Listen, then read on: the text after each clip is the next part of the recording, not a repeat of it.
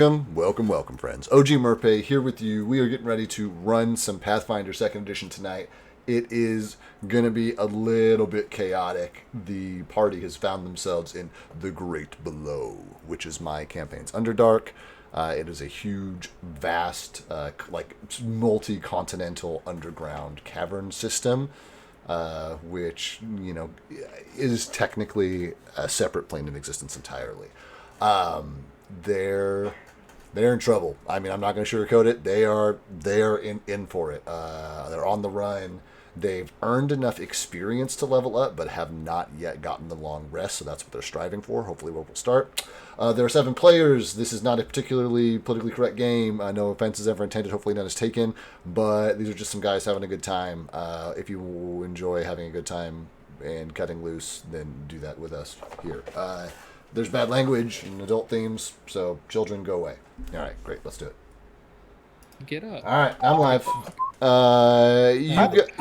Hi, live. The dad with the dad jokes. We are in. You guys are in a bit of a tight spot, I would say. You guys have been traveling through this completely unknown region to you, the Great Below, and you found yourselves here after basically careening down a shaft into the unknown for the better part of an hour.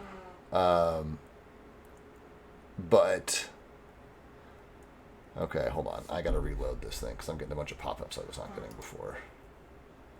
Yeah, that might be my fault. Yeah, I see a bunch of natural medicines tied to you. That Damn it! I'm just gonna reload. We're gonna see what happens. Damn it!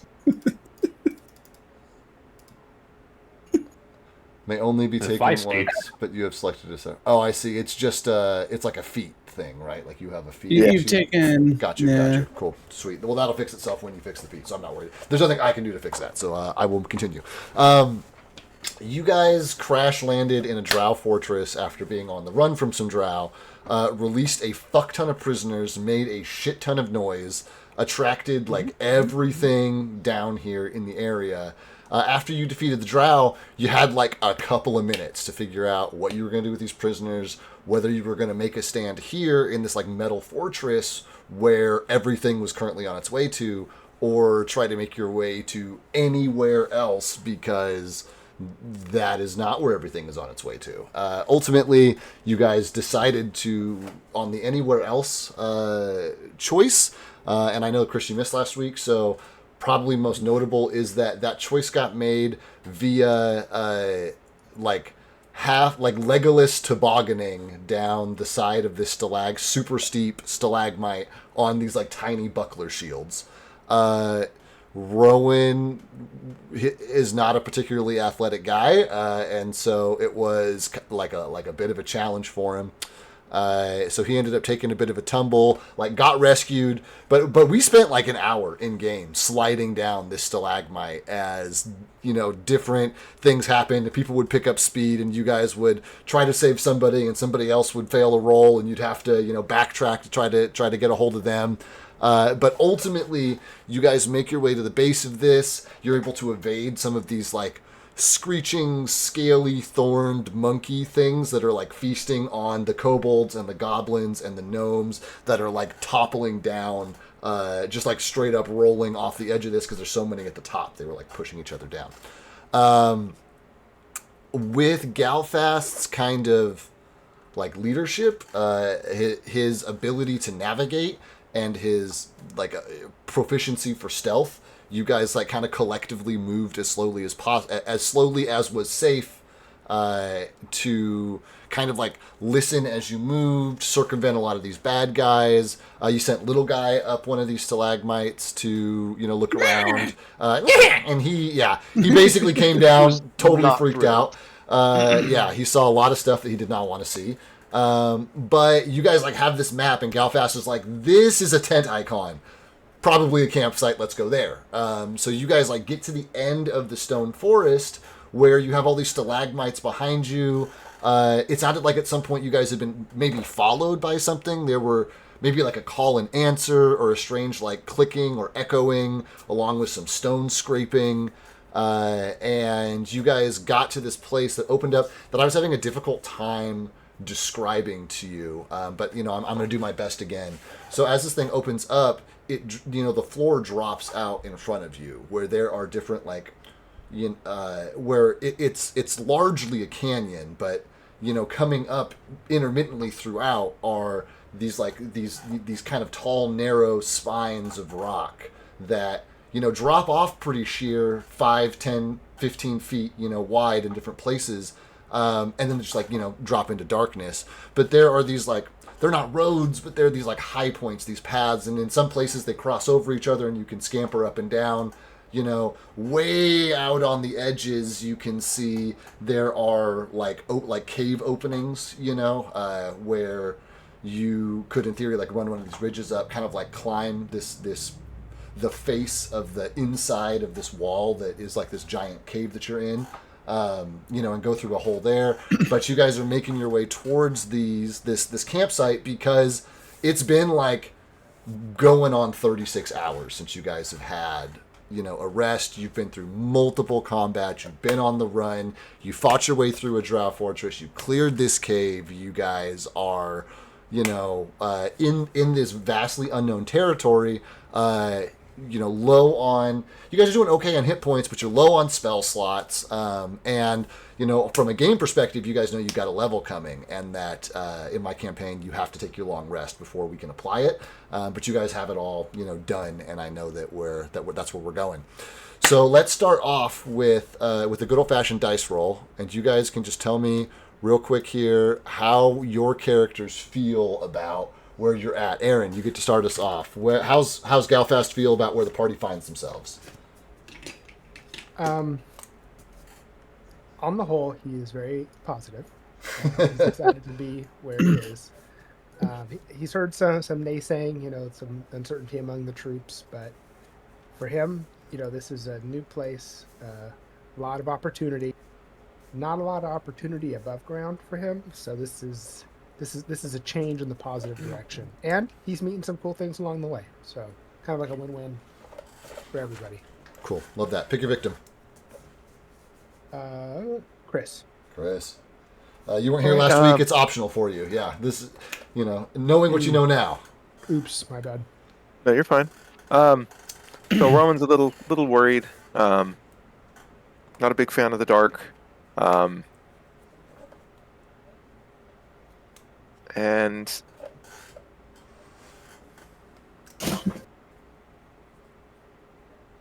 yeah, he just wants to sleep at this point.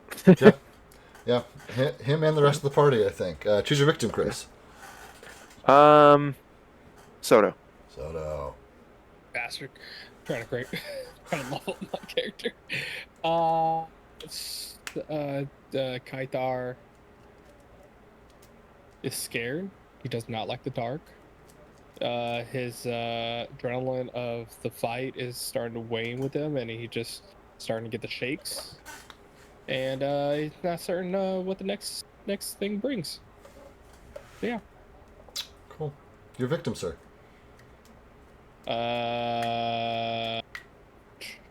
Tyler, Anthony, Stover, or Joe? Stover. Okay, Arthur. Yeah.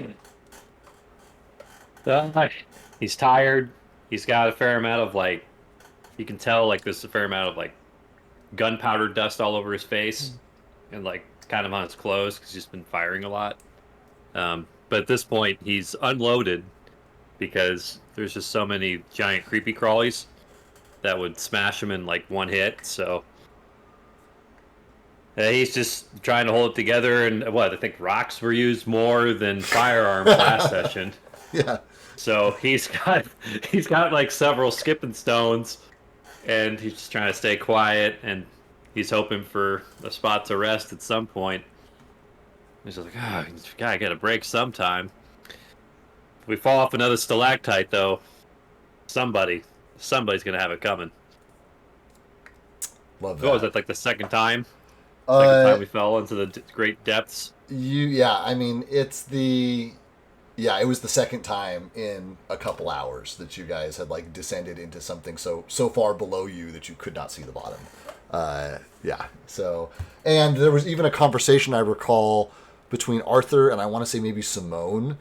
You know, as Simone turned and was like, "Yeah, maybe we should have just fought our way out of the cave in the first place." As they were once again voting against Arthur, wanted to stay in the fortress, and as the party was once again like outvoting Arthur and being like, "No, we're going to go slide into the unknown." Arthur's like throwing his hands up, like, "All right, let's go." Arthur took a really big. He didn't slow down very well because he was tired. His reaction time wasn't very good, so he just hit the ground pretty tough. So probably has some bruises.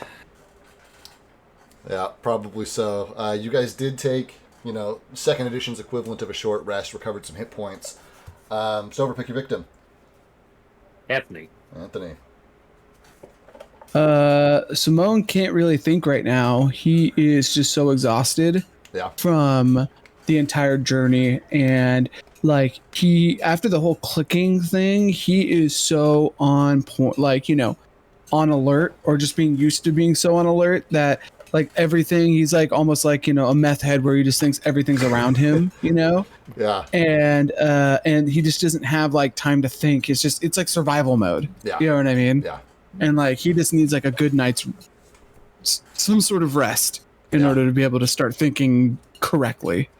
Love that for you. Tyler or Joe are your two options. Let's go with Joe. How's Reed doing?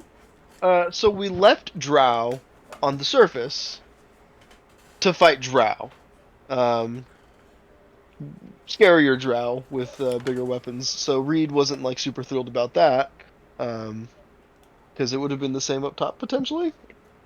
And then we jumped down this giant hole to plummet hundreds of feet, and now we're down here at the bottom with things that are described as incredibly large from our friend. They sound incredibly scary, and they sound like unlike anything we've ever heard before, so the drow at the front door aren't looking so bad right now. That's where Reed is at. Oh, that's so funny. And that leaves your choice selection for you, Tyler. How's the Tesk feeling? He's sort of getting worried. He's running out of utility at this point. Running lower on spell slots and things like that. He doesn't get to rest soon. He's not going to be very effective, and that kind of worries him. Yeah, that's fair.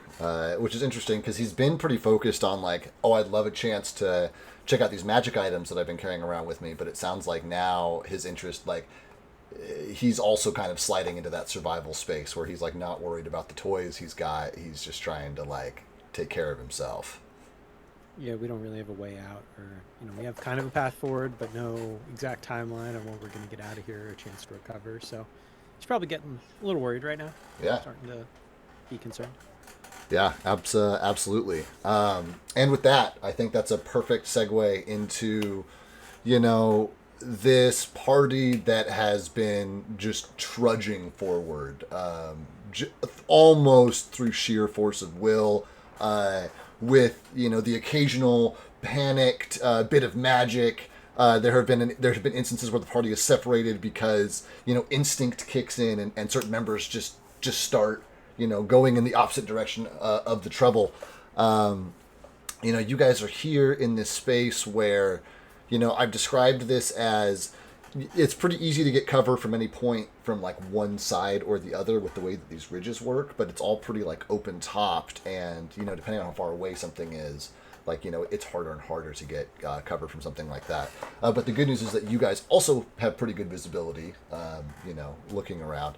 And so as you guys are here, you guys started off in this fortress, made your way through the stone forest, and have like popped out through on the other side here in pretty much smack dab the middle of this huge open cave that goes for miles in all directions.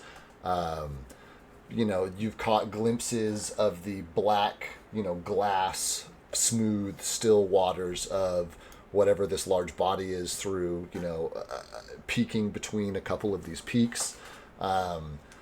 Everybody right now has some level of vision, because even those without dark vision have taken potions.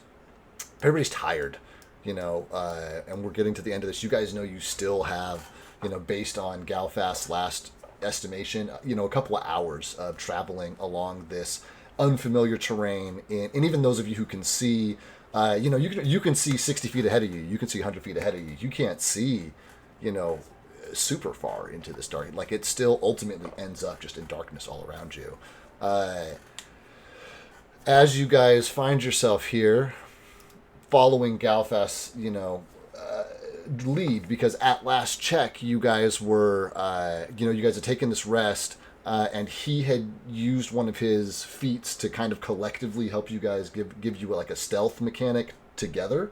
So if you guys are going to use that moving forward, I will need another one of those rolls as you like start up after your rest here. But we're going to set the scene here on these ridges, the clicking an hour or so ago behind you, in this unfamiliar space, air thick and heavy with that like earthy scent, not a tree in sight, though occasionally you'll catch a bioluminescent stone or mushroom off in the distance. What would you guys like to do?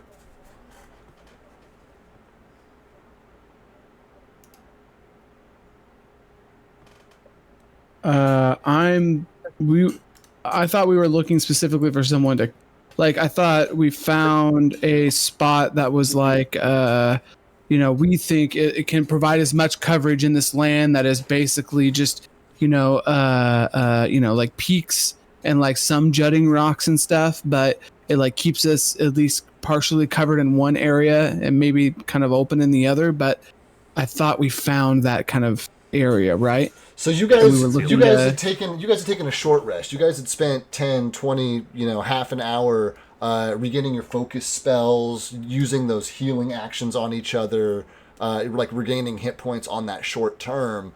As far as like you guys are absolutely welcome to take a long rest here.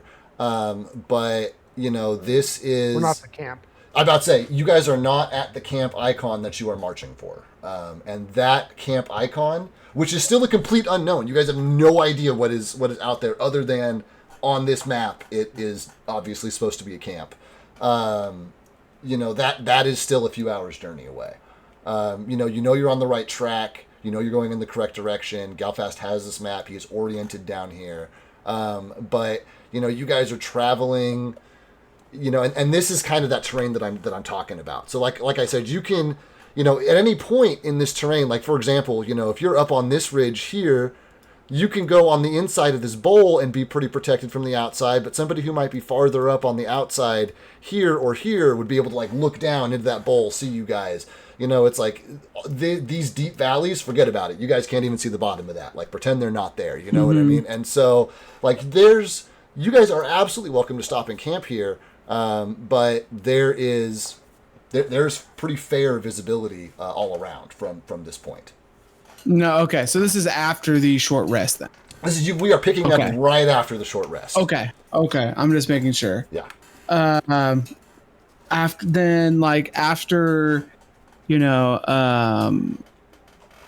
like a short rest and some chill time, then for sure Simone would be like, go to Galfast and be like, hey fool, how much time we got left? Like, where are we going? What do you mean how much time we got left? Like, to the fucking campsite, fool. God, I hope years. What? Are you taking us the wrong way? So you're gonna look at Simone, who's as like, you see like the deep wrinkles in his face. You see like his eyes are darker than the goggles that he wears like around it. You can see like the sweat trickling off his head and just no reaction to what you were saying. Like the Squidward, the deadpan. Does this look unsure? I feel like Galfast is not looking directly at you, and he's like sitting with his hands crossed behind his head, his feet are kicked out, kind of laughing at his own joke. Okay, so you're sitting. I'm gonna like push you to like make you catch yourself. Yeah. I stumble. Oh, no, we need a couple more hours, I think. Someone's gonna be like, "All right, well, let's go, fool," and I'm gonna turn around and see like what the state of the rest of the party is. Like, is everybody up and have their gear on, or are they like, like at the end of practice when everyone's getting up all tired, kind of thing, or The ladder. What is the rest? Yeah, what does the rest of the party look like? Ugh. Stretch. Reed's notably grumpy, but he's ready to go. There's a first for Reed. Should have fucked the drow at the front door. Well, why didn't Iomade tell you that? Iomade also told me to trust my friends, and here we are. This is a great learning opportunity for you. I'm gonna turn around. They say. I'm gonna like spin on my heel to Galfast and be like, "Why are you so happy, fool?" This place is great. What do I have not to be happy about? Scaly monkeys with thorns on them, like fucking coming at us. Yeah, they didn't come at us. Not yet. They did, fool. If it wasn't for my, quick thinking. Well, lucky we had you then, huh? And I'm sure they're much easier to kill than the drow, right? Considering they're half the size. I mean, what point are you trying to make? You know, drow or giant creatures. There's giant creatures outside as well. I'm gonna stop and be like, I think we need some. I think we need some sleep, fool. Reed's starting not to make sense. I think he's speaking in tongues. Has he ever seen a fucking dragon before? As I turn around. Well, he's seen Will. No, we fought Giant a dragon. Wouldn't that be a giant creature, or? Yeah, and we're surrounded by them now. Looking around, do I see any?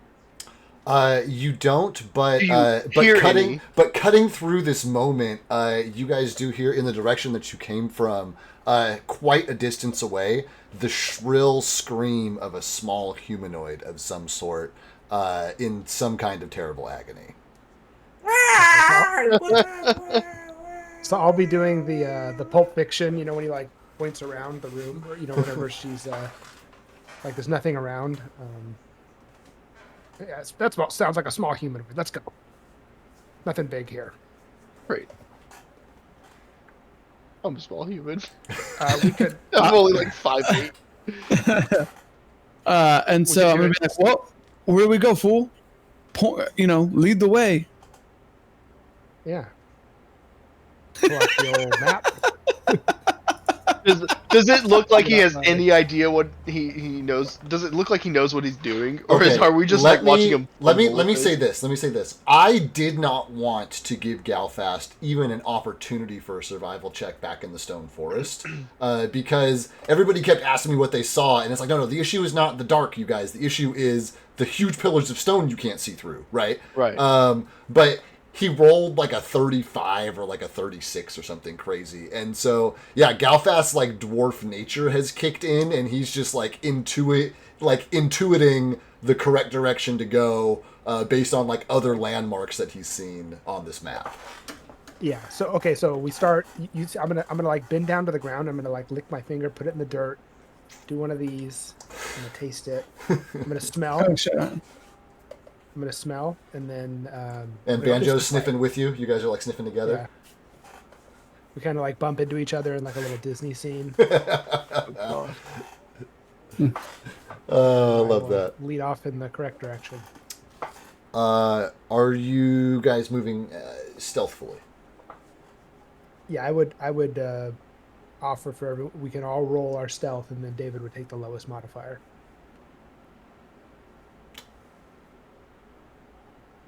Would be what I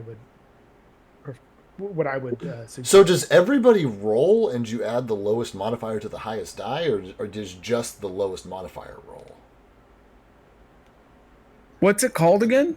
Yeah, let's. Yeah. It's called Quiet Allies. And right, if we all roll and you use all of our rolls, then we all have a chance of failing. But it's the person with the lowest modifier does the only roll. Is my understanding. Now hold on here. It says No, you only have to make one check. Yeah. if the stealthiest party has 80% chance of successfully stealthing, the next two people have 65%. The least stealthiest only have 50. That's just math. You want paragraph 2. With Quiet Allies, you do use lowest modifier, but only needing to make one check. And that's the important part. The person with the lowest modifier does the only roll. All right, so then I believe we've established that's Arthur. So if you guys want to do that, he's the roll. But if anybody wants to use a hero point to roll that with advantage, you guys are more than welcome to. But stealth is one of those blind rolls. You always think that you're stealthing amazingly. Yeah. Here, I can roll if you guys want. Well, you'll need to. We have to decide if anybody's spending a hero point. Because man, that last session fucking burned a bunch of hero points from. Oh yeah, you were grinning ear to ear. Whew, man, that was, and it was like this stalagmite. It was basically a mountain, which was the big enemy for that scene, right? I'll burn a hero point to give him advantage. Okay, so Stover, did you click the choose higher, or did you just do a standard roll? Standard roll. Just do a second. Stealth. Do a second standard roll for stealth, because you have advantage, and we'll take the higher of the two. Hey, David, real quick. Yeah. Hey, do you still have that helmet built? That helmet built? The one that you gave me? Yeah, I think so. I could never get the no, I guess is the short answer. I don't think I ever got the breath weapon mechanic to work correctly. No, I think I figured it out. I just need when I transferred over to the new level 10 Kaitar, I lost my helmet. Okay, I mean, not a huge deal. If you need to use the helmet, we'll just roll it old school and then handle it between sessions, getting you the helmet correctly. Because it is because you do have an extra D6 on that, because it was a D6 per level, and so now you will have leveled up, and it'll be 10D6 instead of 9D6 anyway. So okay, so Stover rolled twice. Let me take a look at that. Okay, that's solid. That's solid. We're gonna do a little roly poo here myself. Do a little roly poo here myself. And you guys have been found. Aha. Roll initiative. I know you guys can see it like on my screen, but on that roll, does that come up as question marks for you? Oh shit! I was in a bunch of menus that I just made in the chat. Yeah, yes, in the chat. Yes, it is. Yeah. Great, wonderful. Vundi bar. Give me a second here. I gotta look up the perception modifiers for stuff. That is pretty good. Okay. So you guys continue making your way along these ridges, as quietly as possible. The sounds behind you continue, in the distance. The screaming very quickly dies down, and, whatever that thing was obviously meets its end. But you do still hear this like clicking, almost like calling and answering back and forth behind you, quite a distance away. You'd say right at the base of the stone forest, probably an hour or so behind you, maybe more, maybe less. Sound is hard to tell in this place. But that clicking does kind of persist, and it's one of the only like consistent sounds that you continue to hear from behind you.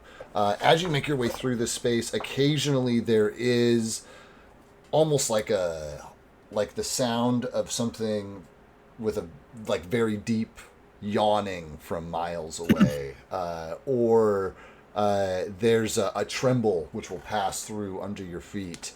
Every once in a while, one of you will get struck on the back of the neck, or bounce off your foot, and they're stones that are falling from the cavern ceiling above you. But as you continue to make your way across these ridges, you eventually get to a point where, I kind of describe these ridges as like in a valley, where the bowls of that valley starts to climb. And it, if you look at this particular spot here, you can see that, like up here, there's kind of like a higher ledge, almost that forms like an edge here. So there's one of those that has kind of a plateau on the top of it, hundreds of feet, perhaps thousands, overhead, but set into this, precisely where your icon should be on this map, Galfast, as you're following it. There's nothing out of the ordinary, except you get to kind of like the end of one of these roads where they tee off on this huge, shelf plateau, and there's a large, fairly circular hole like in the side of this cliff, like down at the base, and because you are the only person with greater dark vision, I would like a perception check from you as you're leading the party here.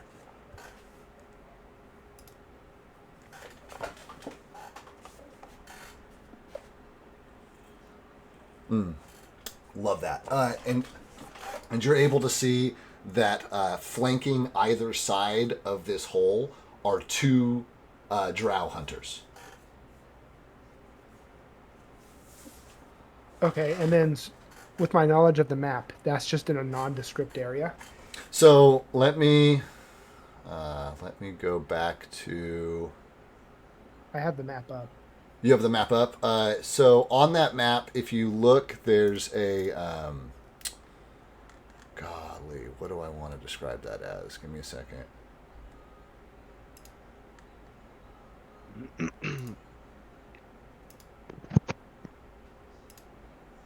Man, I can't fucking find it now. Oh, Great Below Locals. There we go. So, like, this tent here, you can see these, like, this ridge that runs all the way around the outside, indicating that it's right in the bowl of one of these, areas where these sheer cliffs, scoop up. So there's a little... there's a little landing. Like, in theory, there's enough room to... Most of this, there's not even enough room to set up a tent. You're walking on these pretty narrow paths. Like, it does dump out onto a little bit of a shelf here. But, as you're looking at it, like, it's hard to tell. Like, is the shelf supposed to be the campsite icon? Is it this hole? Like, there are in fact a couple of drow standing here. You guys are half a mile out. You're, like, squinting through this darkness and can, like, just barely make them out. As you guys are, able to plan your approach from here. But this is, it's not nondescript. It's the only thing that could possibly be in this area that you're following, because it all backs up to these sheer cliffs. You know what I mean? So it's like, well, we're at a dead end, right? Okay. I'll kind of stop and have everybody circle up. And I'll say, Reed, you're in luck. Oh, do we have enough room to circle up? Listen, yeah, we got to fight those drow you've been wanting to fight so badly. Is that? I know, but I'm tired. Is it a good idea to fight the drow and alert everything else in this cavern? Well, I think as long as we do it quietly, I think we'll be okay. Reed looks around at everybody. Quietly. I'm in hide armor, bro. I don't know what you're talking about. You're the one that goes clink clink. Reed looks down at his plate and chainmail and looks back up at the rest of the party. We can certainly try.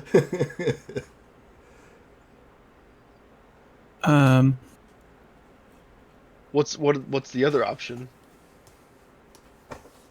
Well, I think this is the camp.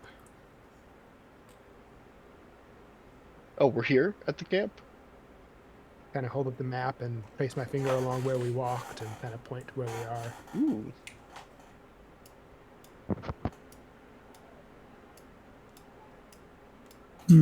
Well, I'm gonna be like, is there a way we can, like, drive them away from the camp? Yeah, there could be. I'm open to ideas. What about the people in the back? What do they think? Kind of look at Atesk and Professor Rowan. Rowan's gonna look at him and just go, "Well, if it leads to sleep, I mean, I'm down for whatever." I'll kill him if it gets me to bed faster, is what he said. My man. Well, we're gonna have to burn down a forest, fool. Are you okay with that? Just to get some sleep? No. How far are the drow from us right now, David? About half. Reed has no idea. Reed can't tell. Okay, got it. How far away are they? Well, so we'll just look. It's just dark. Look at them. It's just dark. About how far away are we? About half a mile. Half a mile.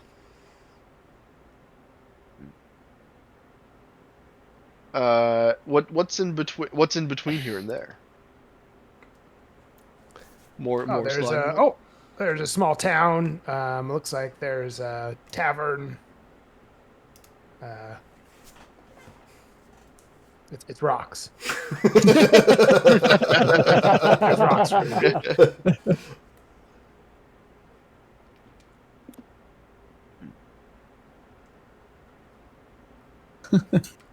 I'm gonna be like, these drow putos haven't really been nice to us, so I don't. At this point, just let me know and I'll summon Will. Well, the Yeah, problem is, I'm what good if with what if we make a bunch of noise? Then don't. I guess Will has some. Just don't, fool. Just don't shoot your gun. Can't you hit people with your gun, fool? And I'm looking at the professor. You see Arthur showing him that the rifle is unloaded, and then you see him attach a bayonet to it. Like, I found this thing. We were on our last adventure, so we can put it to good use. I think I may have an idea. You know those clickety clack putos that were following us? And he's like, I'm like clearly like just barely holding on, like staying awake. I'm like, what if I make the fucking sounds, fool, and get them to maybe run towards it or run away from him, fool? And then that's when we just, like slaughter him. Not the worst idea. That sounds great. How's your impression? You're gonna see him pep up to them. Yeah, I'm pretty good at it.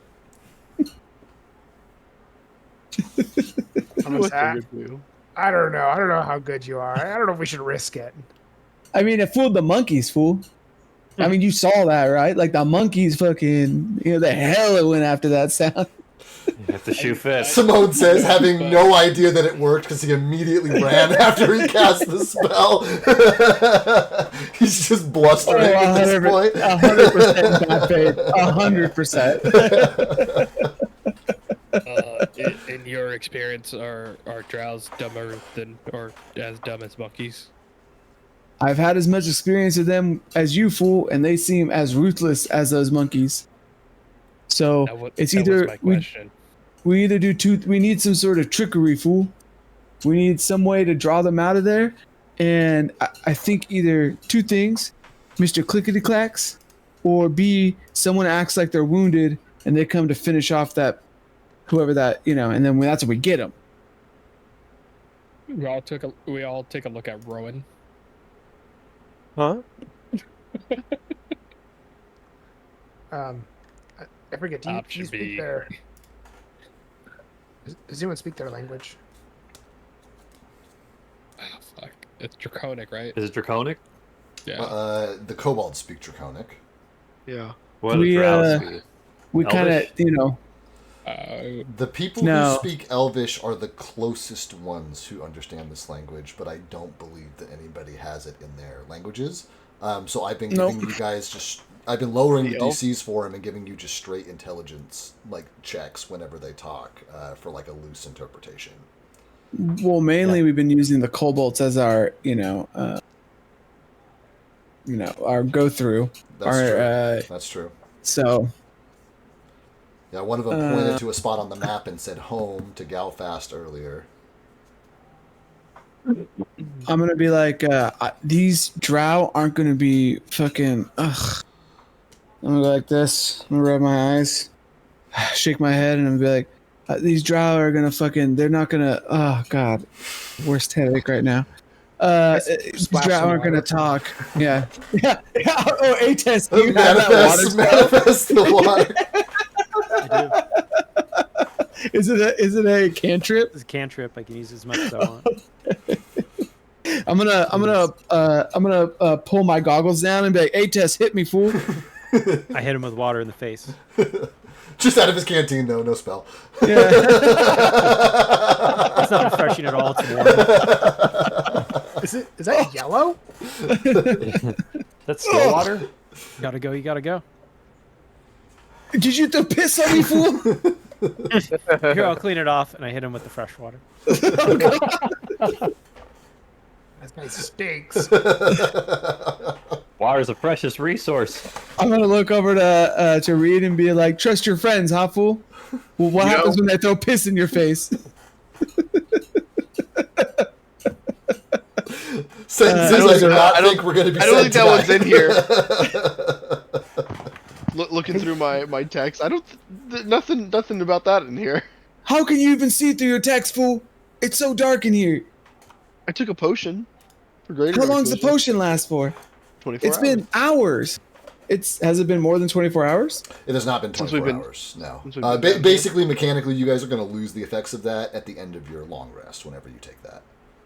Gotcha. Yeah. I'm gonna be like, fuck these drow. They're as ruthless as as can be. There's no negotiating with them. We tried. They made me bleed out of my ass, and now I got pits in my face. So it's been a crazy 24 hours for Simone, fool. So tired he's talking about himself in the third person. So what I say is we get them either to go in one direction, or I just fucking summon Wilb and we're going at it, fool. Do you have the power to hold Will? Do you have enough strength right now? Oh, our bond has only been growing, fool, and I think I can hold it in right now. As soon as I fall asleep, though, he's gone. So you better keep me awake. You're gonna be fucking narcoleptic here. Can we do option A first and then option B if that don't work? So the standard plan we normally do. Try to get him away first, and if it doesn't work, then we kill him. We give him a chance. We give him a chance. And then yes, we kill him. Well, Oh my god. This is fucking great. I don't know. So we haven't been listening to the professor recently. So Professor, what do you think? Do we ever? Arthur hearing that statement is like, you know what? I give up. I'll be the wounded guy. I'll pretend to be wounded. I've got the bruises. I've got you can see Arthur with all of the dust and stuff on his face and some cuts. It's like, look, I'll be that guy. Here, Well, put me where you want. okay. We used to do this in the Navy. We can do the play. Draw them in. Kill them quiet. To be clear, I think they'll just shoot arrows at you from afar.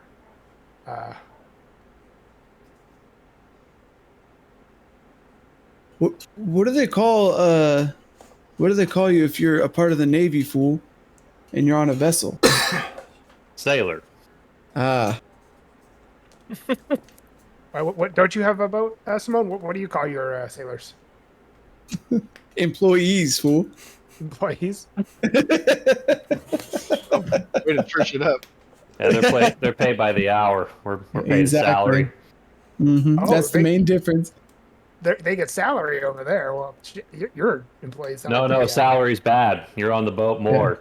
Salary's bad. I like celery. Okay. Hey, I think we're getting a little distracted here. I'm gonna start summoning Will unless somebody changes my mind. As long as Will can do it quietly, I don't care. There's no way he can do it quietly. Then let's get a little bit closer and assess our options when we get closer. Well, okay, but we can assess them now too. Summoning Wilb only takes a second, so Wilb is with you guys. Boom, Wilb is there. Great. I'm imagining he's like this giant, large creature that's like trying to hunch and hide behind a stalactite. Like, you can't see me. So he's like behind me, hunched, and his head's like in the group with us. He's like, "Who am I eating?"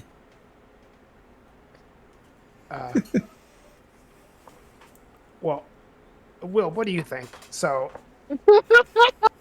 if we have another group of drow, I don't know if we should use a bait tactic. I think the drow will just shoot arrows at whoever we use as bait from afar. We could get close enough and then attack them. You see Simone and Will like mouthing the same words. Yes, Pluto. Is it like in his accent? Yes, we should get closer. Okay. Fool. That works for me.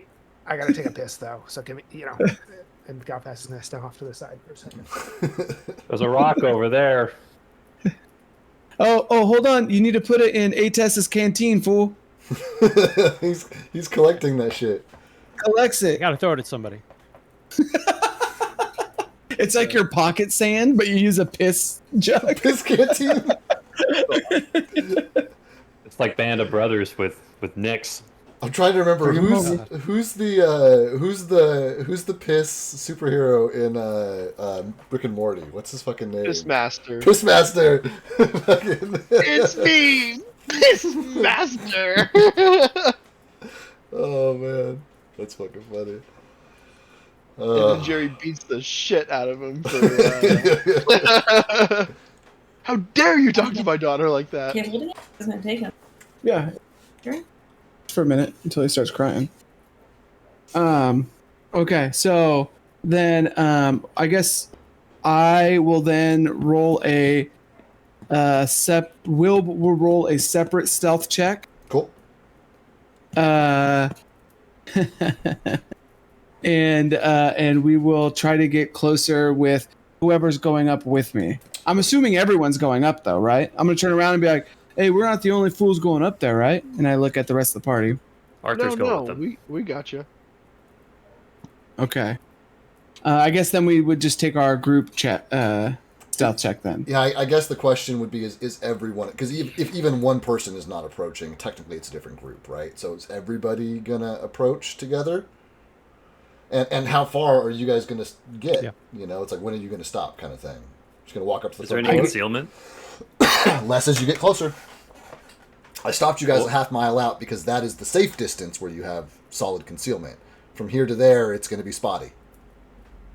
Do they have like a campfire going or like anything that's like, that we would see visibly, as someone who's maybe not the best? You guys are taking Galfast's word that there are a couple of drow up there in a cave entrance that, at this distance, you guys can't see at all. You guys can see the direction he's pointing off in and like, can like visualize the space as he's describing it based on the 100 feet or so that you can see.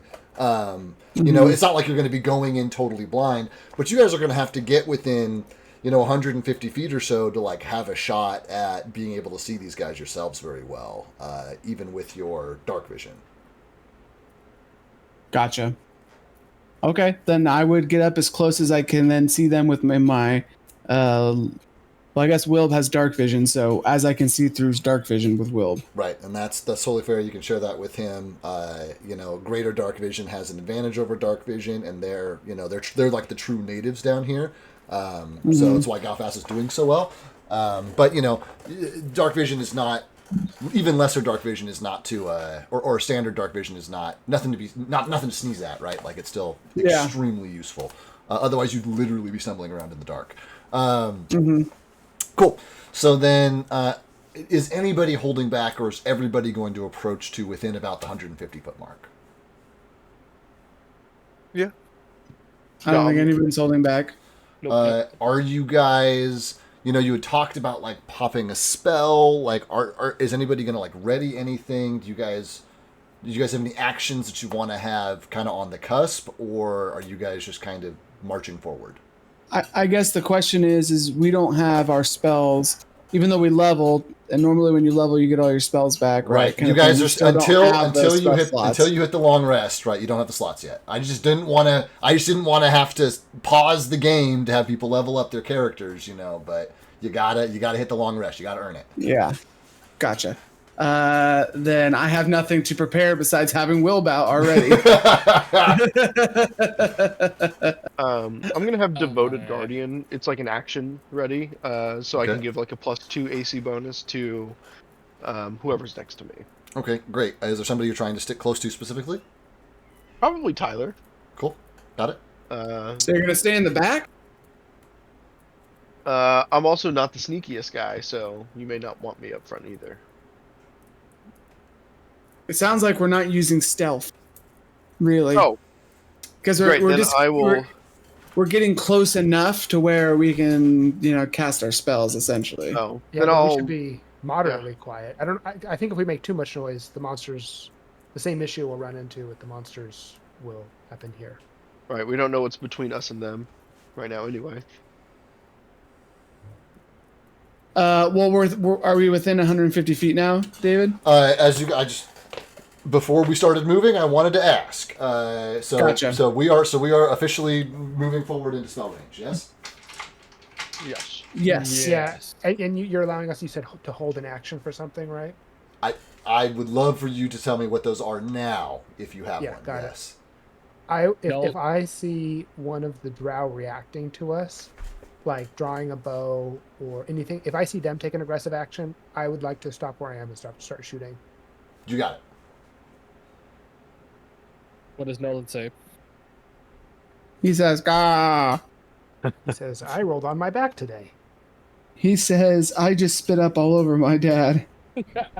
You rolled a 1. Or he rolled a 20, one or the other, right? I thought he pissed on me, but it was just throw up, so it's okay. Better appreciate this, Nolan. I know. I think bouncing him on my knee got him a little. All right. As you guys are creeping forward, you get to about that 100-foot mark, and these two drow who are just like, standing quietly, basically, like they're not chit-chatting, they're not having conversation. I wouldn't say they look particularly vigilant either, but they're like, they're at least. It's not a guards talking around the campfire being lazy kind of vibe, right? Like they're definitely out there to do their job. And you guys get close, and one of the guards does appear to like snap his head in your direction, Galfast. Would you like to take a shot?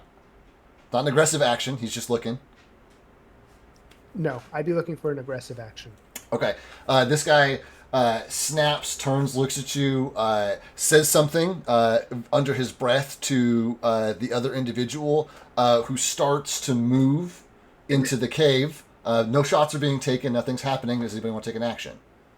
Into the cave behind him, or there's two guys flanking a cave. One of them has snapped his head in your guys' direction, said something to the other guy. The other guy is starting to move into the cave. And how far away? We're 100 feet. About 100 feet. Yeah, I mean, I would say something under my breath. I'm not going to be able to, coup de grace them, or I'm not going to be able to one-shot, headshot them as they walk away. So I'm still looking for the aggressive action. I would mention that one of them just walked inside. I'm big. Is that a go, fool? Wilb is like in one of those track runner positions, with like his feet down, butt up in the air, like ready to go. And I hear a gunshot. Is there any cover? But what's the terrain like between us and them? It like I said, kind of drops into this bowl. So this last 100 feet, like you guys are kind of behind the last ridge that you have before you're gonna essentially lose all cover from the perspective they're at, because it's just You know, like you're just going down into this bowl essentially, but you're still like up on the lip of one of these kind of lesser ridges, as there's multiple ridges out here. You know. Is there like little pebbles or rocks at my feet? 100%, all over the place. Okay, I'm gonna pick up a couple. Got it. And I'm gonna throw them as far as I can, like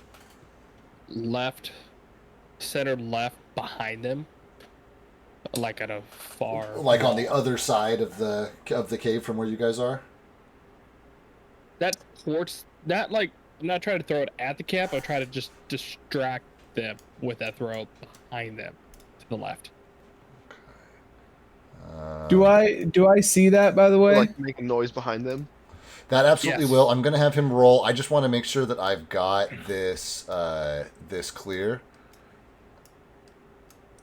Okay, this distance is 100 feet between this bottom white line and this top white line. The cave is here. You guys are approaching from this side, right? You're all kind of like huddled up on this last ledge you have before this 100 feet, that kind of goes down into this valley where this cave is. You got one guy standing on this side. The other guy has gone inside. Where are you throwing your rock? Would you ping it, please, for me, Soto? Okay, that gives me a way better description of what the fuck I'm doing now. Yeah. And you're just doing it. Do we see you doing it, or do you say? I mean, you'd see him picking up the rocks. What are you doing? Yeah, go ahead. I'm gonna distract them. I'm gonna throw something behind them to distract them. And behind them is basically a sheer cliff that the cave is set into, right? Like his back is up against a wall. So we're here. You guys are here on the right side of the cave, on making your approach. Like from the cave's perspective to the left, right? There is a bad guy. Here, I'll even get a fucking drow out of my baddies. Deal. Yeah, if we could draw something. There's a there's bad guy here, right? And you guys are. I'm just gonna make Simone the whole party. You guys are back here, right? The scale is not correct. There's 100 feet between you. You're That's behind, a lot of feet. You're behind this ledge. He has no cover either. He has no cover from you either. Just like you guys actually have cover from him because you're behind this ledge, but this is the last piece of cover you're gonna get before you hit the cave face. But this is what I'm saying. There's this like ledge where it like flattens out. Like the space between you is where the ground kind of flattens out a little bit, which is in a shelf that doesn't really exist anywhere else. And right here is a drop off. You said? It goes straight up. It's a cave, so the cave has to go into something. This is the wall, the sheer cliff wall that the cave hole is set into. And this is the opening. Yes. Okay. All right. I'm not gonna. Okay. I start picking up the rocks. Gotcha. And I look at the party. It's like, okay, I'm gonna throw rocks to distract. Through your window, you dumb whore. Jesus.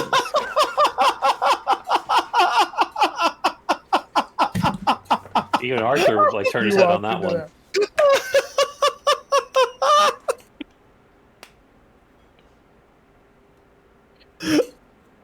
I was totally not expecting that. That's fantastic. I feel like that's something that Will wouldn't let go of either. You dumb whore. Tensions are high. Everybody's sleep deprived. I'm gonna be like, hold on, fool. We're not like close enough. He draws an arrow, knocks it, and begins creeping slowly towards your ridge. Oh, so he can hear us. Okay, great. Can I throw the rock now? Because he clearly can hear us. Can I aid his rock throw with casting a cantrip? Ooh, I have guidance. Yes. Does your cantrip have verbal components? Let me make sure here. I thought in Pathfinder 2e they got rid of all that verbal and somatic components. Maybe they did. I don't fucking know. But let me see here because it is Figment. Maybe they did. I don't fucking know. It just says you create a simple illusion. This is what I was going to cast. So you tell me if I did. It does say subtle. Oh, it has a subtle trait. No, it has subtle traits. Can't You're be fine. cast without. You're fine. Yeah. Doesn't have any obvious manifestation. There you go. That's exactly the mechanic that we're looking for. So absolutely. So you're going to cast this figment to do what now?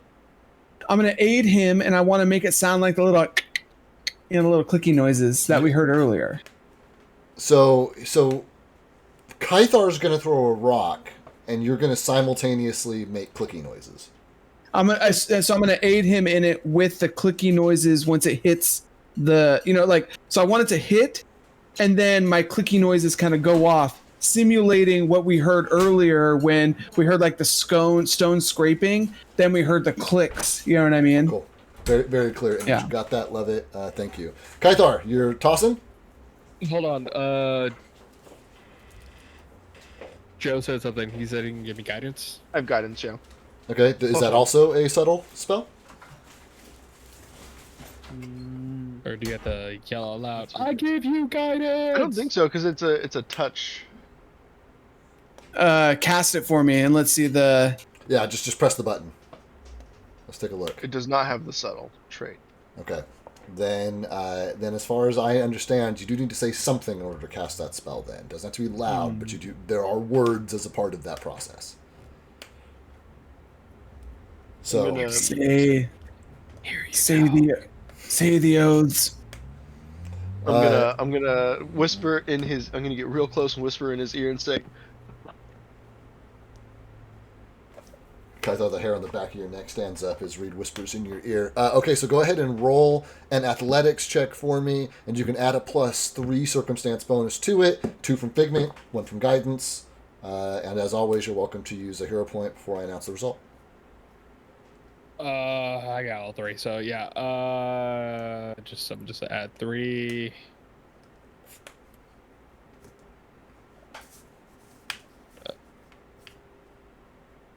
Okay.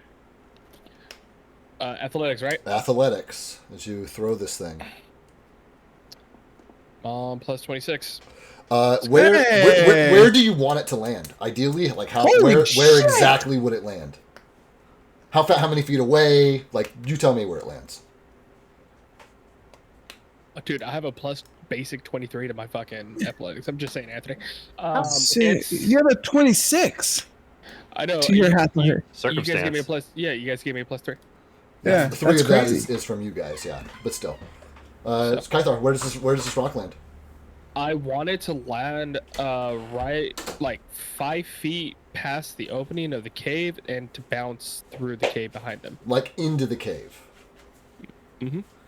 Okay, sounds good. And as you guys do, Simone, where do you set your range is 30 feet, so I'm guessing just 30 full feet away from you guys. Yeah, as close as I can to where in this direction, kind of thing. Yeah. Cool.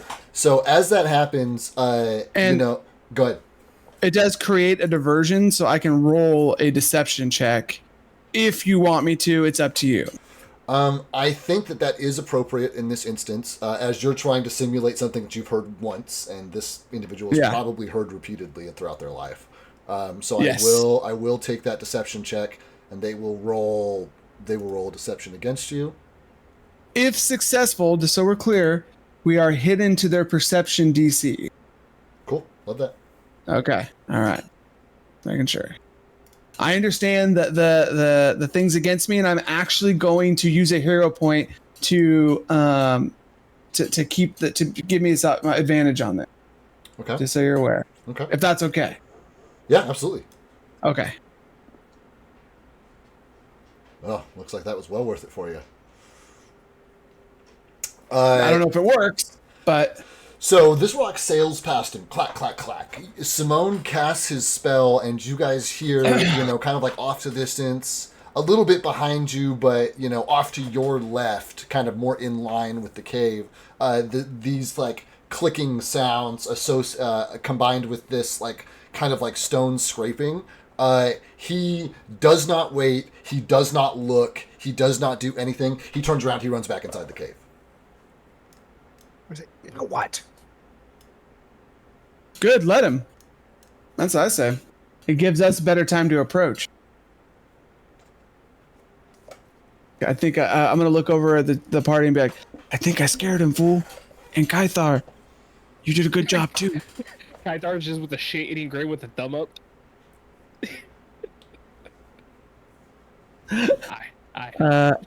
So I'm gonna be like, oh, go ahead. Sorry. No, you go ahead. Could I do something while they were doing that? 100%. Could I do hunt prey? I assume I'm sitting there for a moment. Could I use my hunt prey action, my class action, on the one that was standing outside? Yeah, absolutely. Okay. Okay, they can continue. Sorry. And I'm gonna be like, all right, fools, let's go. And I'm gonna like jump over the ridge and continue stealthily moving down the ridge. Cool. So Simone like slides over and down this ridge, kind of like into this bowl.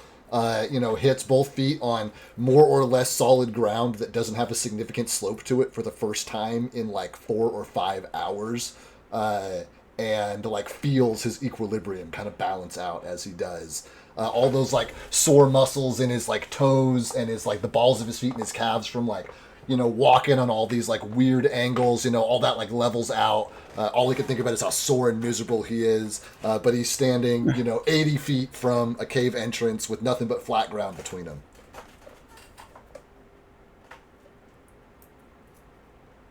And you're gonna see me like, I don't. It's like when you get up from the calf machine and you're like, your legs are just like so sore. Stumble. Yeah, you're like, not quiet the whole time. Yeah, it's like quiet agony, It's about to cramp. It's never gonna cramp, but it's about to cramp. And Will was doing the same, like mimicking my like we just look like two like puppet marionettes doing the same thing. Wait, is he doing it to be an asshole though? No, it's because of our bond. He literally also feels the pain. Yeah. I was gonna say it'd be great if he was just mimicking you, just to be a dick. No, it's one of those things. If you poked Simone in the eye, Will would go "ow!" Like yeah. They share. They're a bond. We are one and the same. Yeah. How cute. What about I'm gonna turn around and look for the rest of my party. They're all just sitting on the top of the ridge. My friends just haven't moved at all. Asleep. Well, with my reaction with seeing Simone starting to move down, I start to go with him. I'm gonna say now's our chance, boys. Go get him. Let go. So you guys all sliding down this bowl and approaching the cave opening? Mm-hmm. Yeah. This cave opening is probably 10, 15 feet around. A huge cave opening. Will Will fit through? Will absolutely fit through the cave entrance. If it was dark before, it's especially dark in there. And it does appear to like wind a little bit. So standing here at the edge, kind of like peering in, you'd only be able to see a few hundred feet before you kind of like lose it around the next bend. It doesn't open up into like a big cavern. It's just kind of a singular, 15-ish feet tunnel that just kind of like winds into this cliff and, disappears.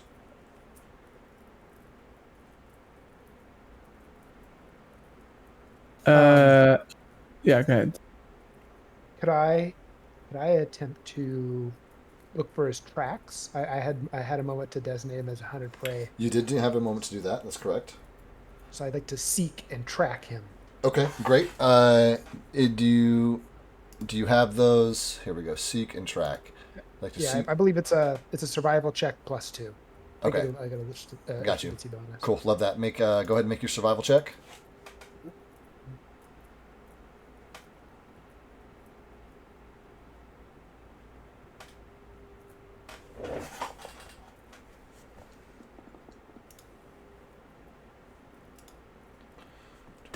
Travel speed, travel sign. Once every hour, perfect, no big deal.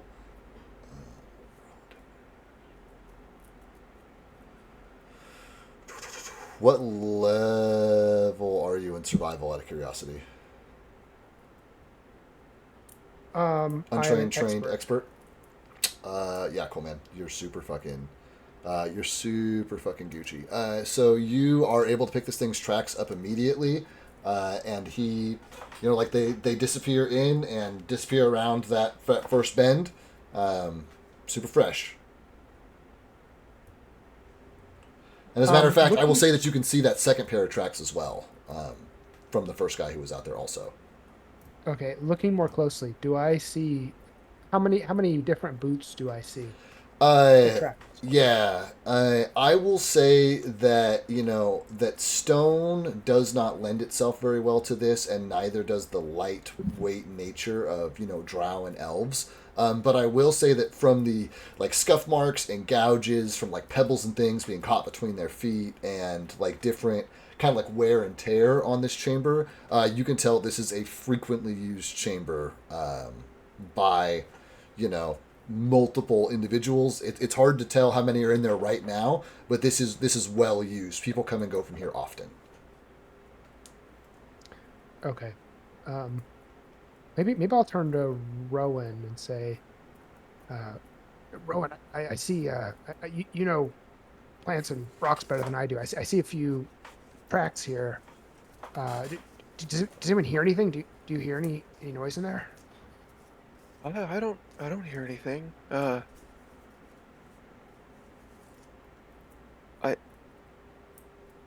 don't hear anything at all. And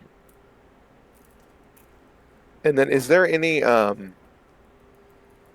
plant life whatsoever around? I'm gonna roll a percentage die for you. The chances of that are low, but not impossible. So let's see.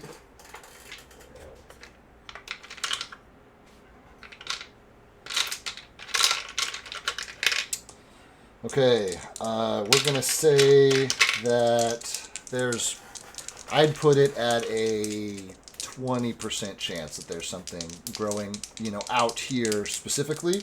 So that means you'll need, an 80 or higher.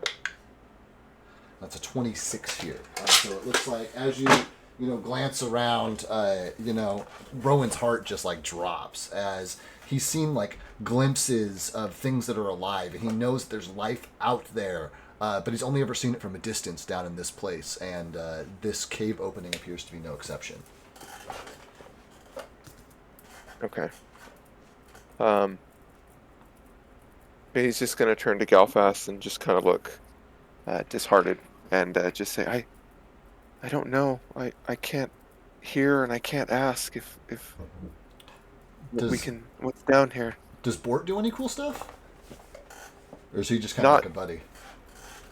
When he dies, he kind of does cool stuff, but I could kill him. We're just trying to get a. Well, it's just healing basically, but yeah, he can't really do anything beyond that. Cool, fair enough.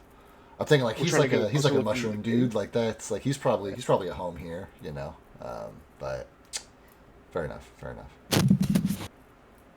Apologies. No, you're cool. Rowan has looked around desperately for plant life and unfortunately has found none. And that's what you've missed, as everybody's kind of huddled around the face of this cave. Galfast knows that this is a well-used passage. He's looking for... You guys are looking for intel. Everybody's tired. Mm-hmm. Simone's gonna be like, we can't make this another instance, fool, where, you get fucking shot at in the arm. I'm looking at Galfast. Well, what does everyone think? We should keep pushing in. We'll be a little quieter in here. That is true. In that instance, I think Reed and Kythar should go first, fool. What about Wilp? Wilp can go on behind you, fool. That's fine. I'll use the +2 AC bonus for Wilp still. Oh, okay. Hell yeah. Then how is it wide enough for all of us? It's one ally within. Let me feet.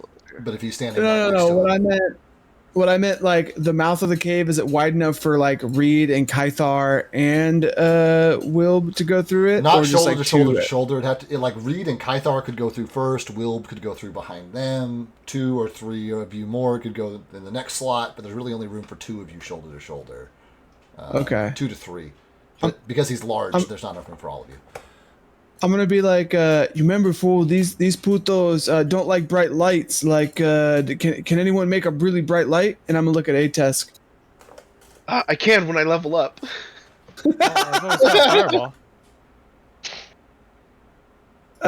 Well, that's not like bright enough, fool. You did that before, and they were kind of like unfazed by it. We need something that's like, perpetually bright.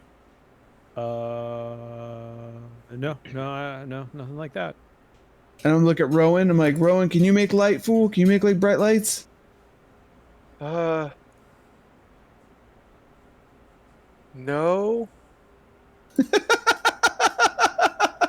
Why is that a question? Are you unsure if you can? I'm pretty sure I can't. Okay. Simone is complete. What about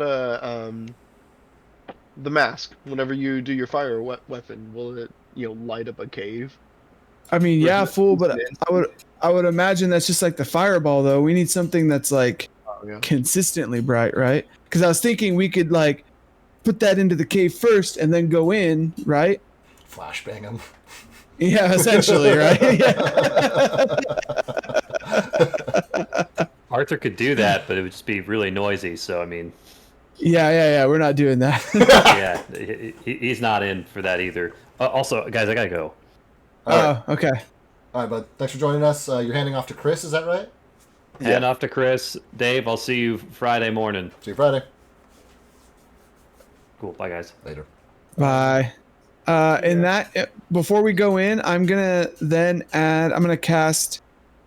This is just as a reaction to right before when we're ready to go in. I'm gonna just it's a 1 action cantrip. Cool. That just protects companion, that gives him a +1 AC until my next turn.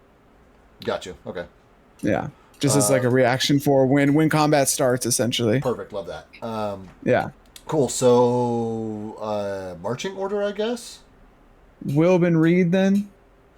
And I'll be in between the 2 of them, so that way I can give it to whoever looks like they're. So there's not enough room for all 3 of you shoulder to shoulder to shoulder. So Okay. Yeah. Are you standing with Kythar? Because Kythar was in the front too. Is that right? That I heard. Yeah, Kythar is in front. Yeah, I'll step. Yeah, you guys go in first, and then Will be right behind you. Great. You guys, take your first couple of steps into, the tunnel, continue through. I'm assuming the rest of the party follows. And as you guys are making your way down the hallway here, you hear a sound of footprints echoing from deeper in, getting louder.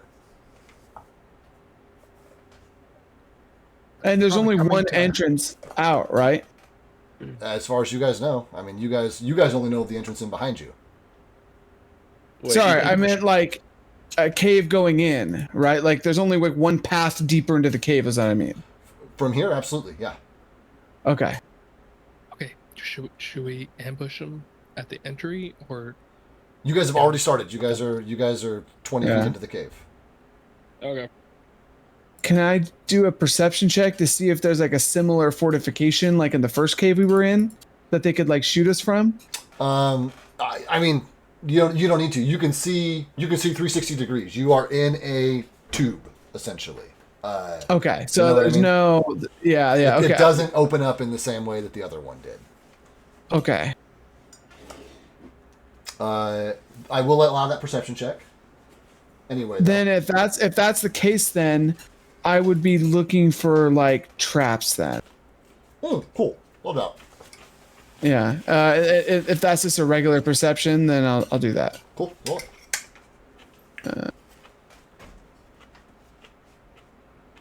And this is a blind GM roll, right? Perception is, yes.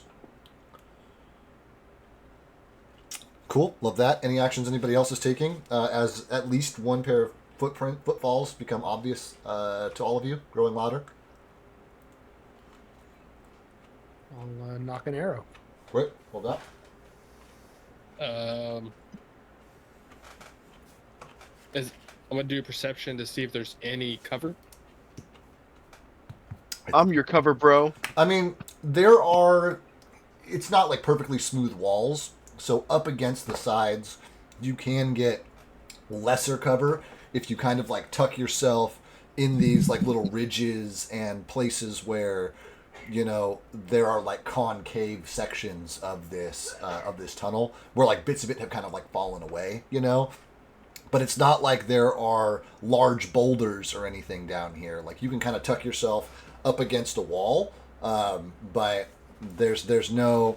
You guys are walking through. Imagine like a subway tunnel, right? Like subway tube. Like that's kind of the vibe of where you're this winding tube, like going into the rock here. Okay, so I'm probably gonna. I'm gonna get. God damn it. Wait, hold on 1 second. Mm-hmm. I'm gonna have Reed as like, see with the shield out. It's like, you first, and I stand right behind him and like follow his pace. Cool. Reed, you stopping? You moving? You going backwards? What's up?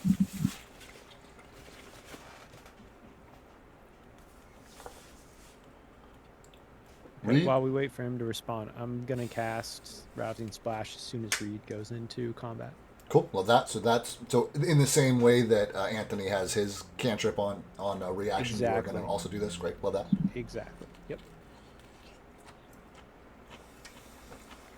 Is Reed moving forward though? We don't know. He's asleep. Only Reed knows that. All right, let's take a break. It's 8:12. Oh, I'm sorry. Fuck, I've been on mute. Great. I'm gonna move as far forward as I can, and then what I'm gonna do is plant my shield to stop whatever projectiles are gonna be coming towards Kythar. Okay. Sounds great. So I'll give you a free round of cover, and then you can jump out and kind of do whatever you want. You guys move forward. Reed, hears these footsteps growing louder, plants his shield, stands behind it. Kythar's behind him. Wilb is behind them. Your hunted drow, Galfast, comes around the bend and is like staring at all of you guys like straight up in the face. We are gonna give you guys a surprise round when we come back from our break. It's 8:13, 8:25. Let's be back. Sounds good. Cool. All right. Right.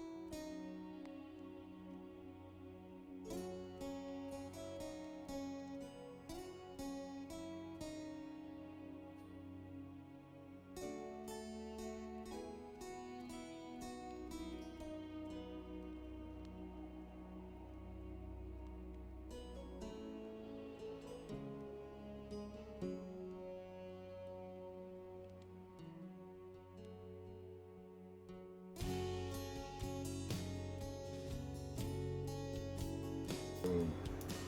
Boom. There it is. All right. We're left off, you guys had just started into this huge snaking subway tunnel of a cave system and had begun making your way slowly as you heard a pair of footfalls approaching and growing louder. You've all kind of like gone into this preparatory mode, and this drow kind of like turns the corner as you all have these like different reactions prepped and things that are happening here. So as always, kind of turn happens all at once. I will kind of warn you guys that like functionally and practically, with your setup being who it is, anybody who's behind Wilb will have like a harder time getting like a clear line of sight up ahead. It is possible, but like the farther back in the line you are, the more difficult that's going to be. But you guys let me know what are we doing in this moment as this drow turns. I would say his eyes widen, but drow's eyes are just solid black. There is no pupil, there is no iris. They are just these kind of like purple black eye, like not opal, Onyx. Onyx, thank you, onyx eyes. And we're up against the side, right? No, you guys are in the tunnel. You guys have started moving down the tunnel, and he is meeting you in the tunnel coming the other direction. I imagine he's like, I don't want the creature to get my laundry. Yeah, it's very much so one of those moments. And in the second syllable of laundry, you guys have this kind of like stealth, stealth bonus action round. You said they're 20 feet away? He's directly in front of you and Reed. Directly in front of you guys. How far? 5 feet away, 5 feet. Right? Shit, there's probably no time to talk. Bonk him. I'm gonna do athletics, fucking jump, fucking spin, front, somersault in front, and bring my hammer down on him. Watching the Olympics. Yeah. Do you want to land on the other side of him, like deeper in the cave, to where you and Reed are flanking him, or do you want to land on Reed's side, standing next to Reed? Option A. Option A, you got it. So go ahead and give me that check. DC 30. That's an acrobatics with a jump. Well, don't have to roll lower than fucking 7. Belt to lift knowledge. Use it. Did you roll lower than a 7? He did not. You land on the other side of him, and you can go ahead and take that strike with advantage as you are now flanking him with Reed. Oh. Is my advantage on both strikes or just the first strike? I'll give it to you on both strikes. Oh, you're so kind. Yeah. So you just want me to use this picturesque person? Yeah, I mean he's got the right hit points. He's the guy. So yeah, just target him. When the DM doesn't want to build the map, yeah, I'll give you advantage on both. All right, so I'm gonna roll twice for my first roll. Loud, sorry. Only twice my first roll. Oh, I'm gonna take the critical. Yeah, I thought you might. And then my second strike, I'm gonna roll twice again. What am I missing? Oh, I'm gonna take the 2 critical hits, baby. Nice. Okay, so first critical damage. Reed. And second critical damage. Holy shit! Is he alive still? We're gonna see. We're gonna see right now. He used 2 hero points. Is that why? Is that what? No, he got flanking on him, which I still point blank give advantage for, because I think it's worthwhile to give a bigger advantage to something that takes like that kind of tactical stuff. That's part of the homebrew, right? So we're gonna do damage and damage. It's considered off guard. That's fucking it, dude. Absolutely one shot, smash this guy into a pulp. I mean, you can describe how So okay, so my hammer's so quick, it looks like the soda can depressor that your dad put in the garage wall for you to fucking spend 10 minutes to crush cans. Yep. We had one of those too. Yep. And you only had to do it for 10 minutes, which means your dad was making you do it more often than my dad was making me do mine. I did mine less often, but I was in there for like an hour every time. Man, I had bags of that shit. Yeah. Anthony, can you relate? Yeah, my dad left when I was 7. Everyone watching your stream is seeing you laughing at me saying that, and they're just like, "What's going on?" I start every episode with this is a backyard game. This is not made for stream. We're just hanging out, friends. So, people should know. Okay, DM, was that silent? I will allow you to roll a stealth check right now for how quietly you were able to do that. So was it silent and deadly? It was definitely deadly. Maybe it was silent also. Okay, do you want that public or blind GM? Stealth is always blind. You always think you do a great job stealthing, sneaking. Guidance? You said that too. He actually did. I will say because you had guidance ready. No, you had the shield ready, didn't you? Somebody else had guidance ready. Yeah. No, he gave me guidance before. Earlier. That was before though. They only last a round. Okay. Gotcha. No, and honestly, that's a pretty good roll. You should be okay. Thank you. Depending on. I know. I have a plus 18 to stealth as a fucking barbarian. That's great. Yeah, you should be okay. Are you trained in it? I had a feat. Yeah. I have feet too. Hey, we got feet too. High five for the feet club. You suck. On our 12 toes. Yeah, I mean, it's one of those things where, his soft-soled shoes are all that's left. So as you, can crusher his body and, all of his, bones and all that, it, squelches together so fast there's not even a time for sound to escape. And his, moccasins are, the last thing. You, pull back at the last second, And it's just, blood and gore and bone-bit-filled shoes are all that's left of him. Okay. Because I'm thinking of an idea for later. It's like hitting a fucking ketchup packet. You twisted that fucker up too tight, man. That's what happened.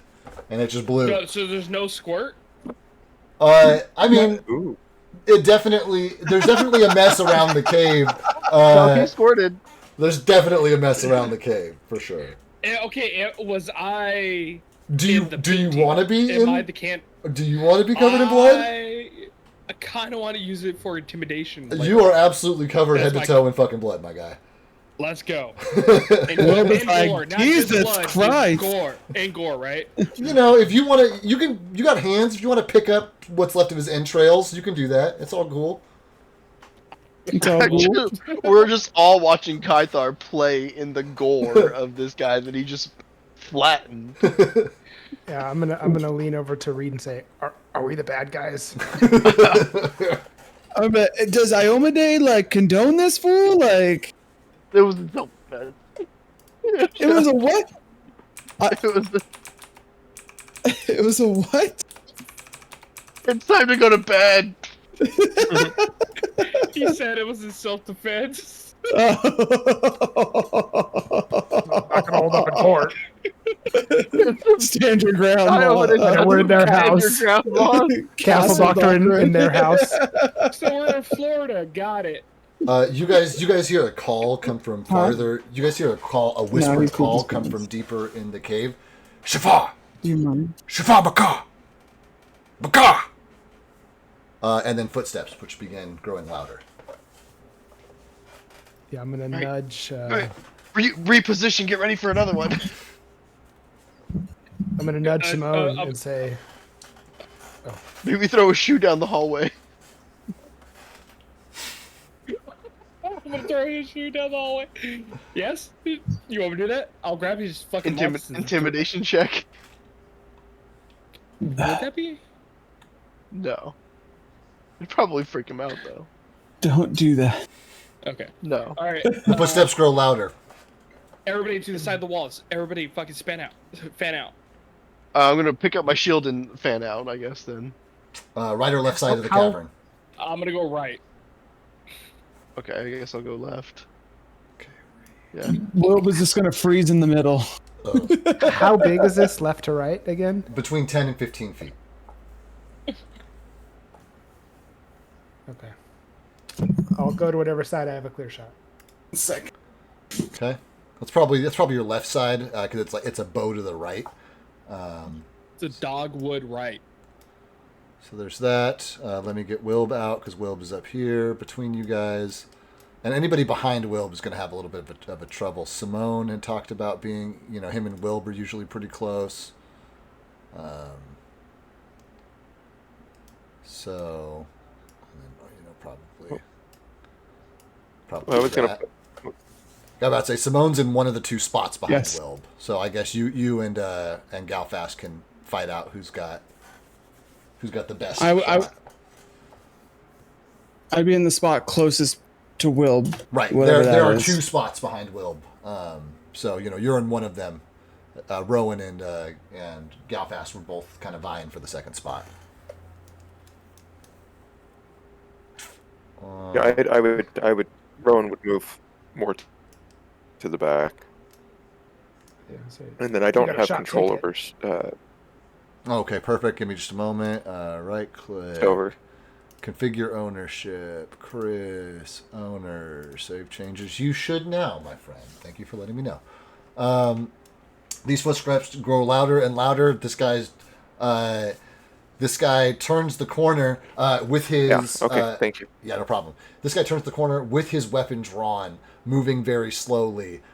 Sees you guys. This guy is not caught off guard because he was expecting some trouble. And so I need a good Make it old-fashioned double. initiative roll from you guys. There's only one of him, though, so, I mean, you guys probably got it.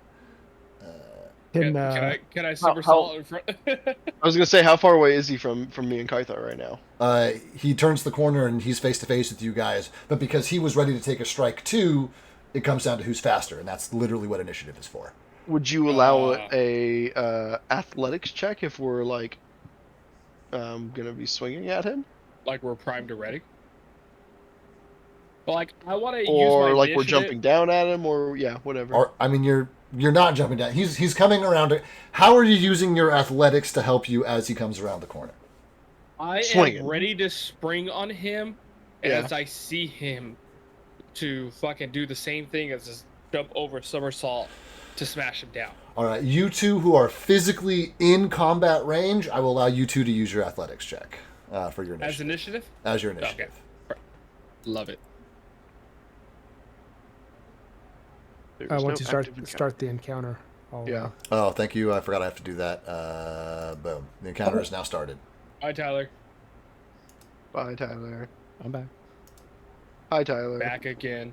Just listening. Strange back. Don't even worry about it. Kaithar has already beaten the drow. So you guys are going first. Better the row. So you guys go first. What would you like to do? Swinging. Swinging. Great. Target and go. Yeah. Okay. He's here. He's here? He's here. Okay. Darn it. Because we killed the other one. Killed the other one. His corpse you stepped over. Well, he doesn't have a corpse. He's just shoes full of gore. So I'm rolling Yum. twice for my. That's like a band name, Shoes Full of Gore. Maybe an album. shoes full of glory. Yeah. So I missed my. Are we flanking him still? Not unless Kaithar performs his acrobatics check on this one as well.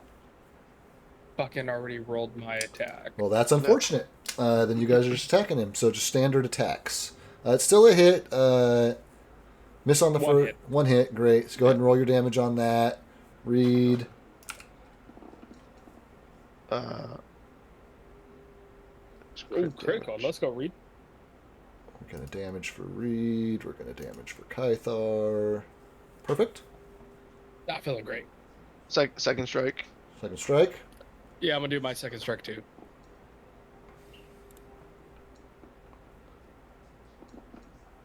Yeah, I think the boys up front got this, guys. I think you guys in the back can just sit back.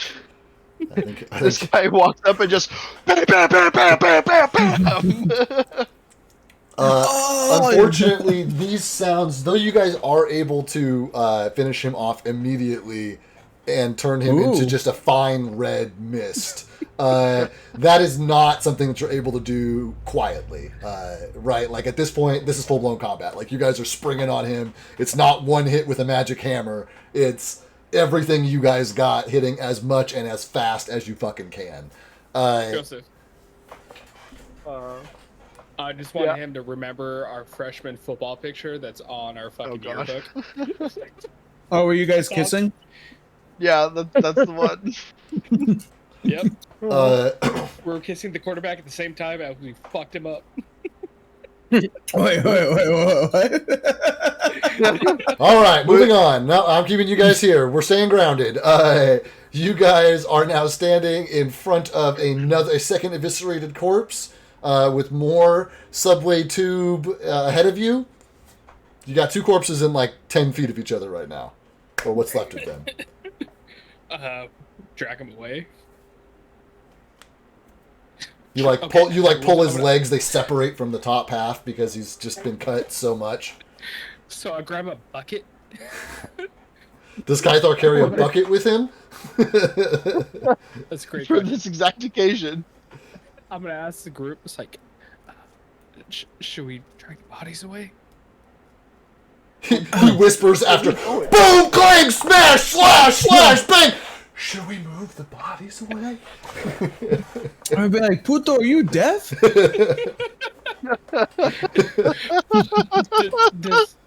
Did you didn't hear the cacophony of sound you just made? Is Will hungry?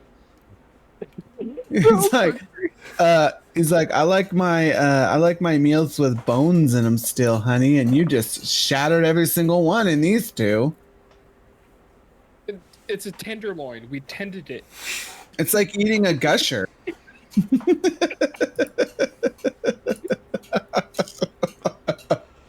Berry or strawberry? It'd be mixed berry, obviously.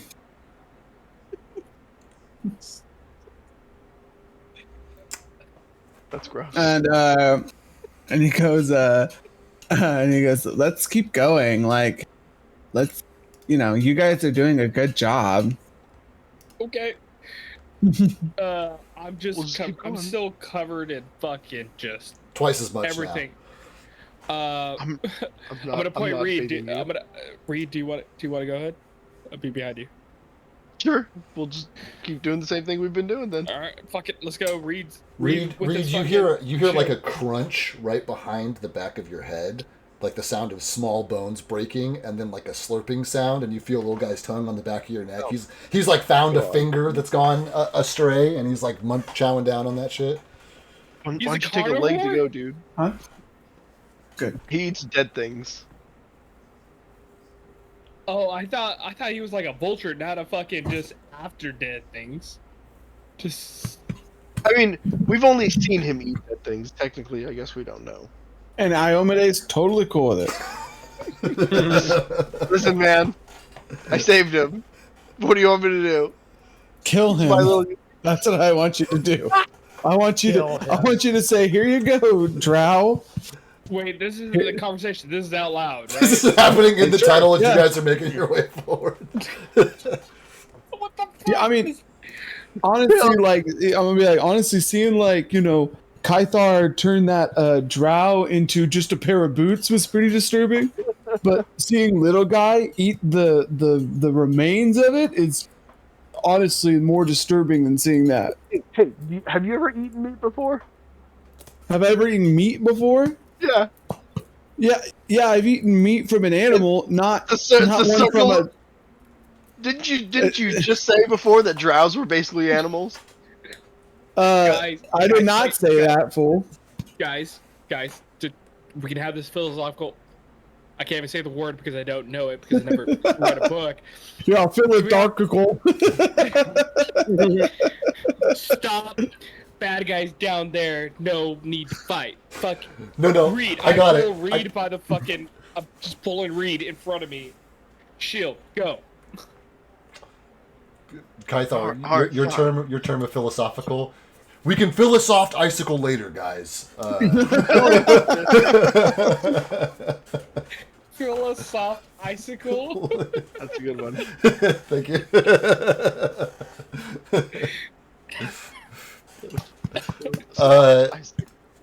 All right, so you guys are making your way through this tunnel. The tunnel continues snaking in front of you. You guys have a map now. Have fun. Go for it. All right, Reed, I dragged you in front of me. I'm just giving you a heads up. Yeah. We need Will. You do need Will. Good call. Who the Okay, fuck so what is my it? Character? What is it to rotate? Oh shit! What is it? You shouldn't need to. You shouldn't need to. You have 360 vision. Okay, you got it. Just keep going. Galfast is going to say, we could have, if you let me towards the front, I can have Banjo use his sense of smell. Great, Banjo, Okay. get up here. Come on, Badgie. He's all excited, like when a dog gets his collar off at the dog park, you know. Just remember, be quiet, okay? Don't yell. As you're covered in blood and gore. I don't give a shit about me. I care about him. I don't want him to get hurt. He's huge. It's true. He's got a suit of armor on. He's fine. But little It's guy is just, disgusting. Little guy, yeah. Little guy. So did the dead drow that we one shot. How many corpses has Banjo eaten, Galfast? I was, he prefers them still living, so not many corpses. Ooh, that's a nice piece of lore about Banjo. I like that. Hold up. Moving your characters is your responsibility, guys. But all of unless I explicitly mention otherwise, all of these there are slight inclines and declines, but this is by and large a 15-foot tube that kind of snakes its way through as you guys are making your way to your first junction here as you reach this point. I think, Reed, if you take one more step, you'll be able to see kind of left and right a little better. All right, Banjo, which way? Do I smell drow one way or the other?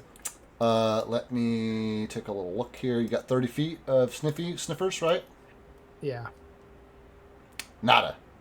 No scent no scent actively of drow. This is definitely a drow inhabited place. I will say there is that kind of like baseline of drow here that they, this is the place where they are often. Does Kythar smell like drow? Probably extremely, honestly, at this point.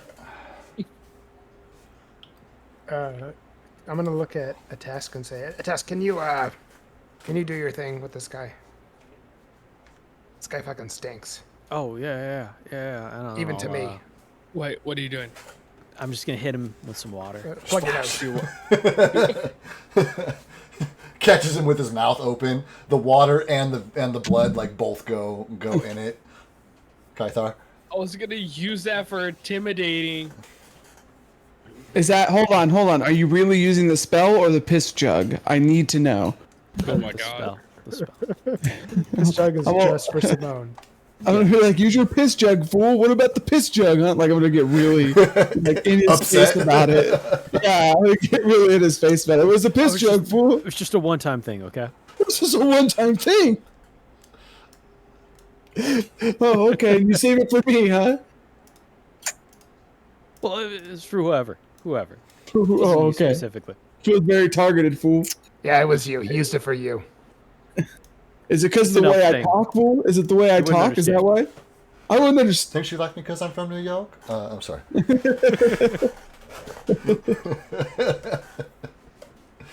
To your right, you guys, is a. I'm just kidding. To your right, the chamber is collapsed, filled in with some kind of shiny, dark, metallic-looking rock, and to the left, you can see another one of these tunnels that it crosses. But this one has huge gouge marks in the floor, and the floor is stone. Big huge streaks and gashes. You see some broken pieces of pottery, and for Reed at least, Reed and Kythar probably. Now Kythar probably can't see it, but Reed, that red spot right there, I feel like you know just exactly what that is. There's definitely blood over there. So Thanks, Doctor. you're welcome. How many hours has it been since we had the fight up at the tippity top in the upper 5 world? hours, making you guys been in the Underdark for 5 or 6 hours. It took you about an hour to descend. You got an hour of rest, 8 or 9. Okay. Galfast would say, so we made quite a lot of noise. I'm concerned we're going to be walking into an ambush of ourselves. We can keep moving forward as a group. I don't mind, going forward just myself to take a look. What do you guys think? Is anyone else? Well, in my experience, sometimes the sorcerers I traveled with can make mist, cloud, shit, like something distort view. Do you guys have Piss? Can you turn him into a piss cloud? Oh my god. Piss Master. Pissmaster! I actually have that spell if you need it. There, Simone. I don't need any spell involving piss. I've had too much piss on me today, fool. Yeah, I have very little on me. Not none, just very little. Very little. Always keep a little deer urine on me. I never know. It's 2 shakes, 3 shakes. I always end up with some. I was told more than 3. I'm playing with it. I hope they said 5 shakes and you're going down. But it's okay to keep a corpse eating, monster strapped to your back. That's fine. Hey, it's in the book. Very modern. All right, so let's go check out these gashes. Somebody want to check out the that collapse over there? Well, do we all want to go, or should I sneak forward? I don't care either way. You can go ahead and sneak forward. That's fine. Galfast, make your own stealth roll, please. Blind, if you would. Yes.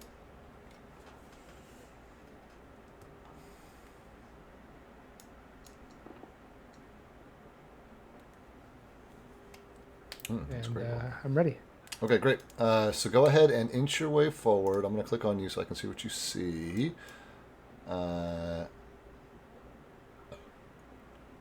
Okay, from here, stop. You'd be able to see a drow in. It's not a. Like I'm using the priestess model because it's the closest thing that I have. It's not a drow priestess like you guys are running into drow priestesses. This is a male drow. He's in robes, but they look more ceremonial than magical in nature. Although like super looks like the kind of guy who might have some magic still, right? He has these like tools in his hand and is working over this like wrapped figure in front of him, which is obviously some kind of like body or corpse of some kind. And he's got these like tools. There's blood fucking everywhere, shattered pottery all around. But they've like kind of like stopped working. They're still got their head turned, you know what I mean? And they're just kind of like sitting there in this state of like listening and but like not working and engaging in what they were obviously in the middle of. Is he turned and looking at me? Has he noticed me yet? He has not noticed you yet. Do I see a weapon on him? Or does he look like more like the working class kind of thing? You don't have a frame of reference for this. I mean, probably the closest thing that Galfast would think of him as is some kind of like a different kind of priest, but some kind of priest would probably be the closest that he'd be able to like correlate. Okay, taking a moment, do I see any other movement or hear any other sounds, or is it just this one guy working? Go ahead and roll a perception check.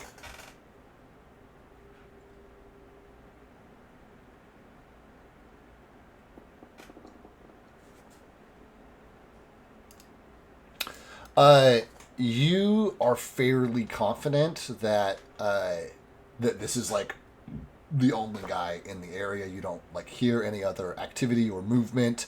like he's not really moving either, but there's just like complete still down here right now.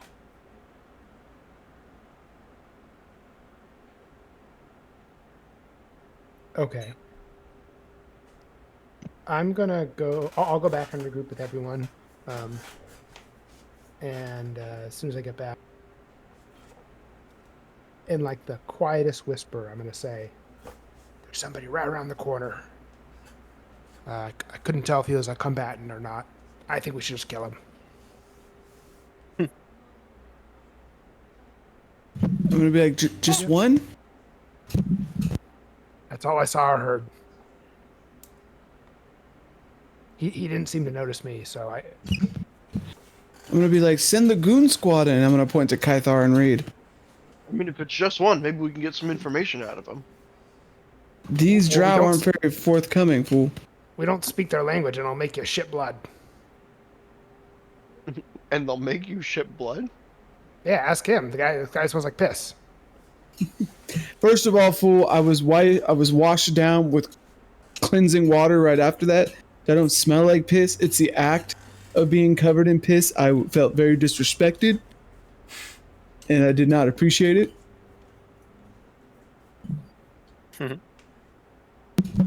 But send the goon squad. That's what I say. Are you sure it's just the one?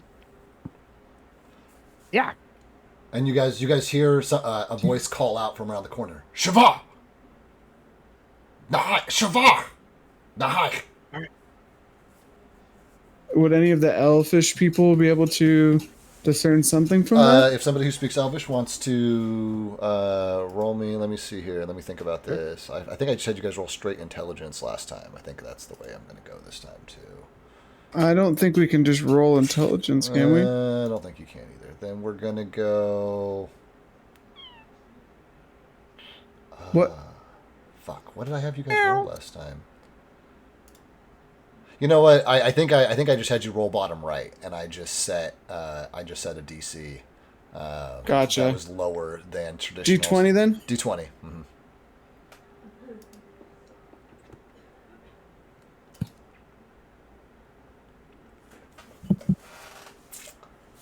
Okay, we got one more. Perfect. Simone and Rowan are able to determine that one of those words is like a name. And then Rowan, I would say, is also able to discern the word secret, and then it doesn't like have a direct translation, but it's like place within a place is kind of the way that it translates. But there's like missing pieces in between there, and then you hear footsteps begin to recede. As if they grow quieter. Anything you guys would like to do? I'm like, he's getting away, fool. Goon squad, go get him, fool. We can He try. was calling out for somebody. The footsteps grow quieter still. Let's go. Yeah, I guess we'll sprint after You him. guys are bolting? Yeah, I guess so. You guys come around the corner, and you catch him... Oh, hold on. I'm still on my measurement tool. You catch him here. Uh-huh. You guys probably spend one more, action to close the gap between you and he. And you can be upon him with one action to attack before he gets a retaliatory action, if you like. Get on the other side of him. Are you guys gonna say anything to him? This is happening in 1 second. Maybe don't kill him. Just beat the shit out of him. Knock him out. Oh no. So you can do non-lethal damage. All of our damage can be non-lethal. Kythar, what are you doing with your actions you have left? It doesn't have to be. You can make that choice for yourself.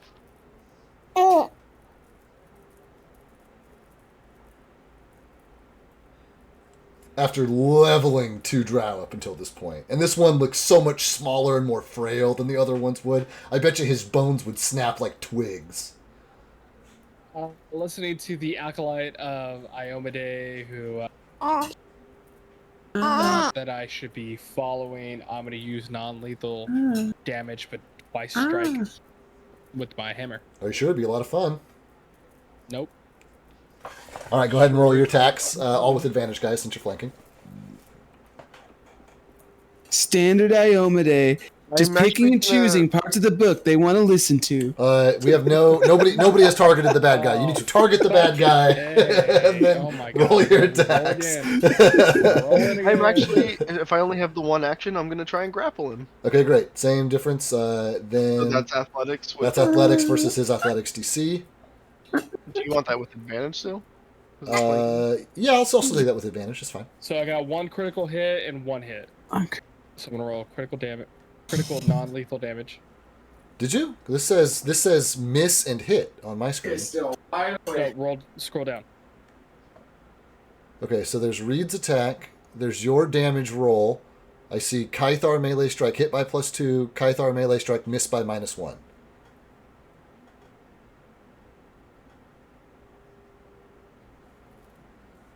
No, because my first one hit because I fucked up. Remember, I didn't target, so I targeted again. Right, and you rolled your attack. So my first one that I targeted was a 39, then it was a 25, then another 25, and then a 28. 35, 20. So you just rolled 4 attacks? Yeah, because you rolled advantage. You said last time we rolled advantage. Yeah. You can. Oh, okay, that's what we're missing. You can just check a box that says keep higher when you're rolling your attack, and it'll just give you advantage. Okay, cool. No, sweet. That's what I was missing. So let me roll critical and then regular damage. Okay. Non-lethal. Non-lethal, you got it? Okay, Mr. Grumpy. And I rolled a 40, so you tell me if they're grappled or not. He's grappled with 1 hit point.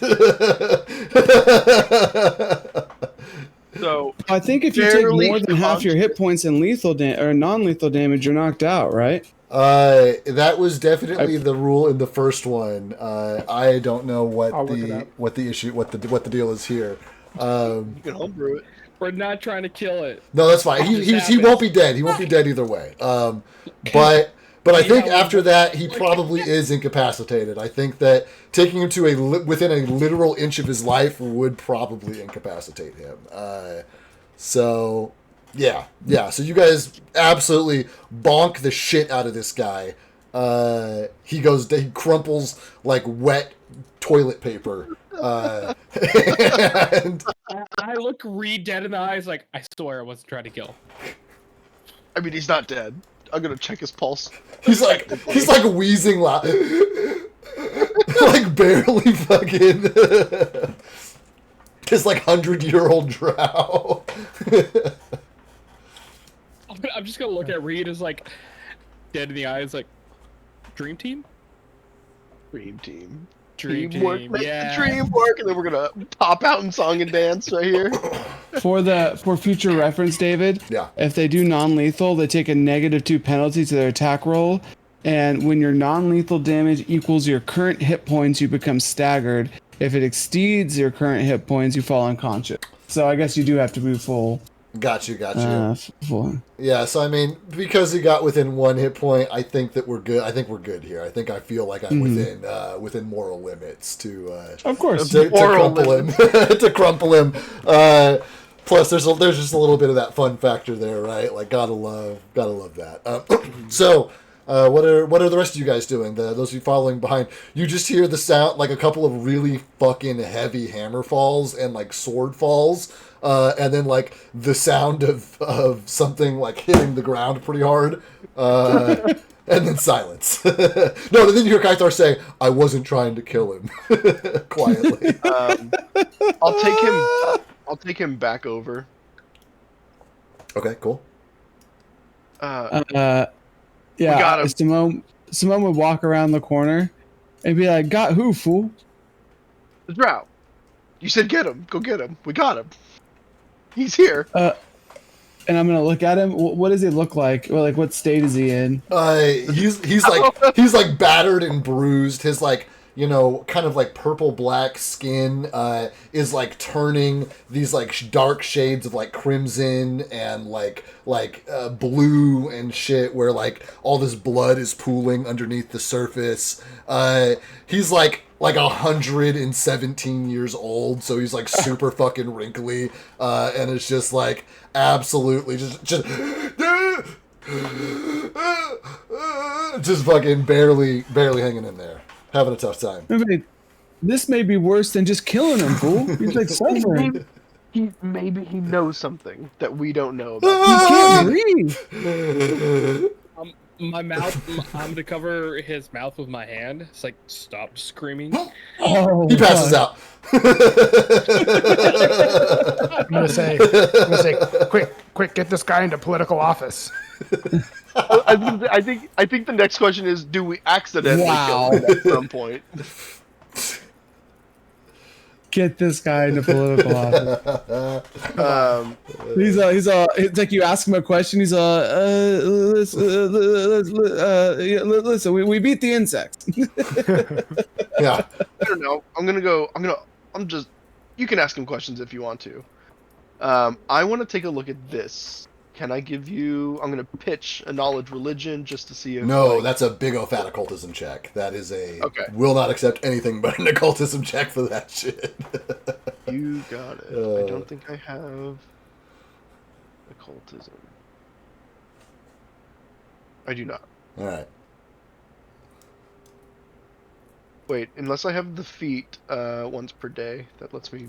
Have you used that already? It's been quite the day.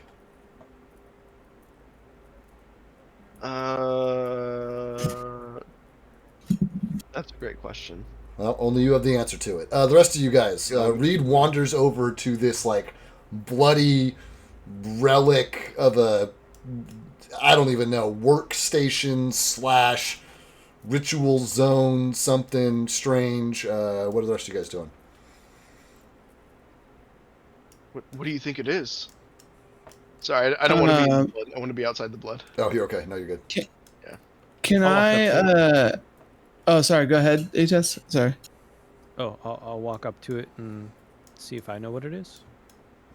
Cool. Probably also an occultism check. Okay. Blind. Okay. Knowledge checks are generally blind. I'd like to detect magic on it. It's magical.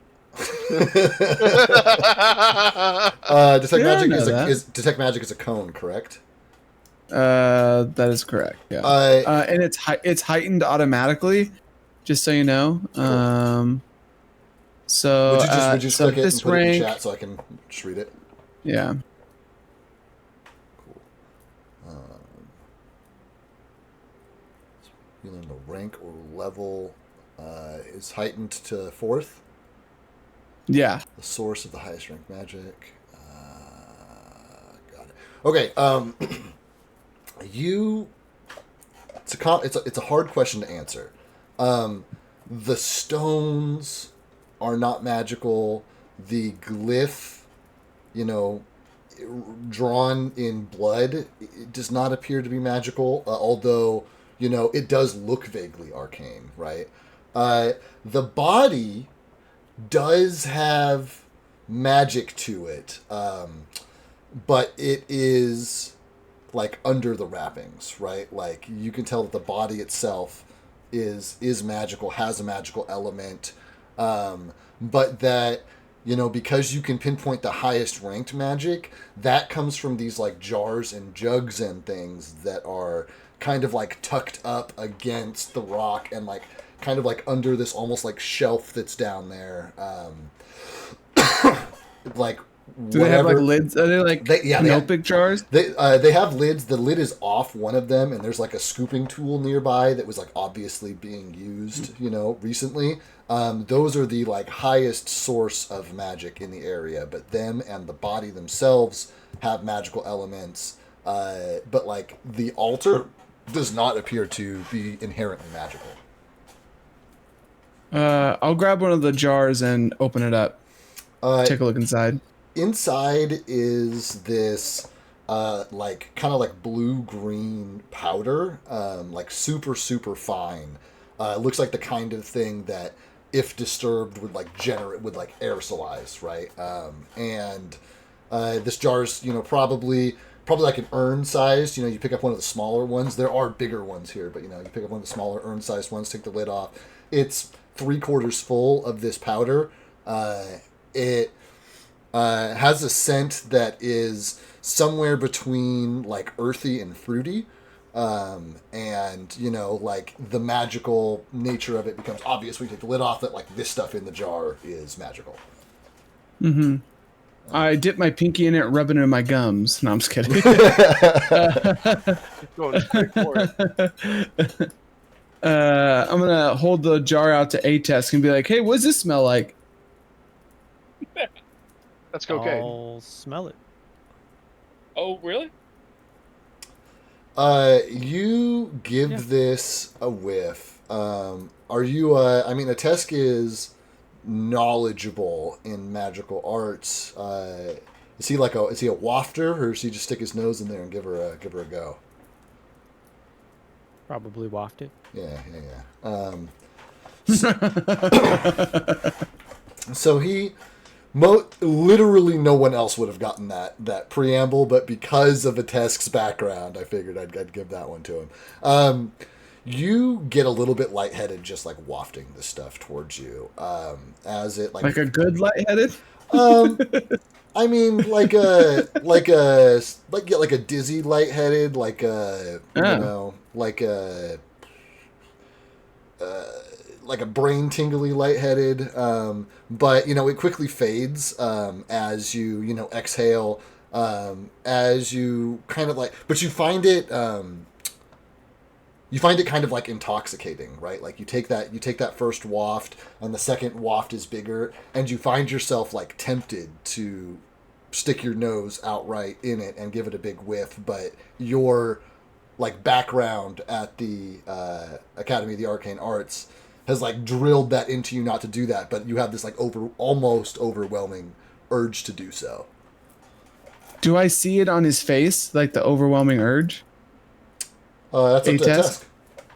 Yeah. Well, would I have any idea what it is? I did do an occultism roll. You did do an occultism roll. I must have missed that. Give me a second. Oh yeah. Yeah. So I would say that after with that smell, staring here, looking at all of this stuff, this is an offering, is what this is. What the jar that you're holding in your hand is something to make the offering like better, to like improve it. Perhaps it's something used to like enhance the offering in some way. But you're like looking around at all of this, the sigil that is down there, you recognize as being one that is related to like it is arcane in nature, but it's also like extra dimensional. Not something that's from the plane that you guys left above. And with your occultism roll, I will probably also say that, like, based on there are some offerings here. I will say this: there are some offerings that are ceremonial in nature, and there are some offerings that are practical in nature. And you get the sense that this is a practical of nature type of offering. Something actually comes and eats this stuff. Oh yeah. This is the good stuff here. This is some sort of like a offering or something like that, and not like the fun kind where you sit around and you pray, and oh yeah, everything. No, this is like we're in danger just standing here. We're in danger just standing here, fool. Yeah, I have no idea what that stuff is, and I point at the stuff in your hand. I'm gonna look down at the body. Is it moving? It is not moving. And it'd be like, that shit's magical too, fool. And then go ahead, Gaffa. Looking back down at the tracks, do I just see boot prints? You see a pair of bloody tracks going like from the middle of the pile to where the body was struck down. You also see that your like hunted prey came into about this point, and then turned around and doubled back. Like you're able to tell specifically that's where your hunted prey went and what they did. Would you like to look for like any other tracks now that you're here, or? Yeah, the two things that I want to do is I want to make sure there's nothing else in this chamber with us. I know we just killed this guy, but we don't know what else is in here. And after Tess said that this is an offering and something eats this, I'm immediately thinking there's like an animal or something that comes in here. So I'd be looking for animal tracks. Okay. Sounds good. Go ahead and roll a survival. Anybody else like to do anything, assist in any way, take any kind of action? I'm gonna check if I have a vial or something. Okay. I'm sure you do have a vial or something. Maybe an empty health potion container. I'm sure you got something. Yeah, I drink a health potion, so I'm gonna take a sample of that stuff. Cool. Sounds good. You like fill a container with this like blue-green powder, and you've got some of it. Go ahead and add it to your inventory. Okay. Why is your pinky long, Tesk? Your pinky nail.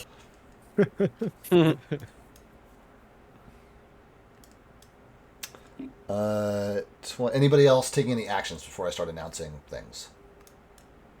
Yeah, I'm gonna cut open the wrappings on the body. Okay, sounds good. I'm gonna go next to this drow just to make sure he doesn't if he wakes up, so he doesn't get away or anything. the beaten to death senior citizen. I mean, you're gonna all guard him. Kill it. Punches break his legs. You mean breathe on him?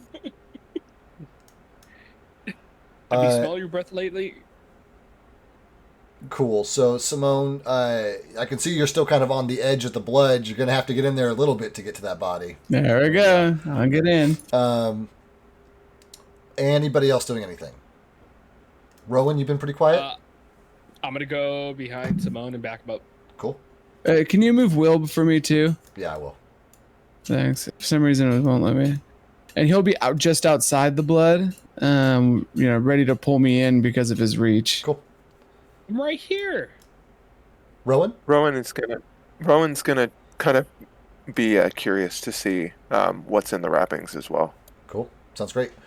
Galfast, you said part of what you were doing is checking to make sure nothing else is in this cave with you, right? Correct?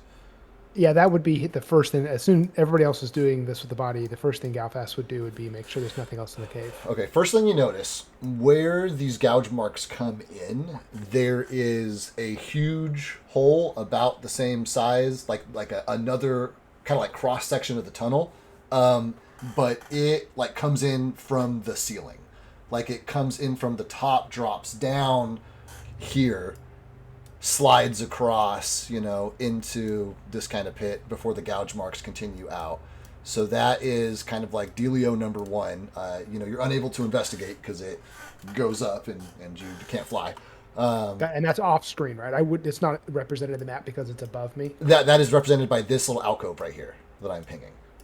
Okay, so that one on the map looks like it's on the same level as us, but in reality, that's above our head. Well, though that is.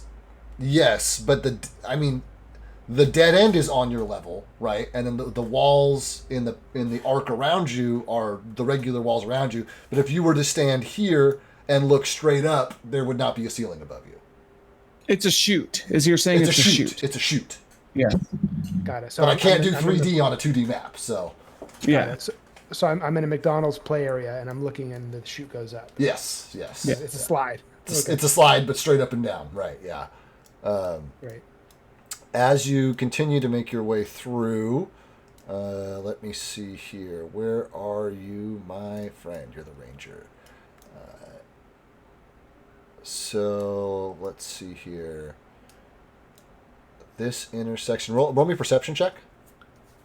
I know you're survival, but this is a little bit different of a deal.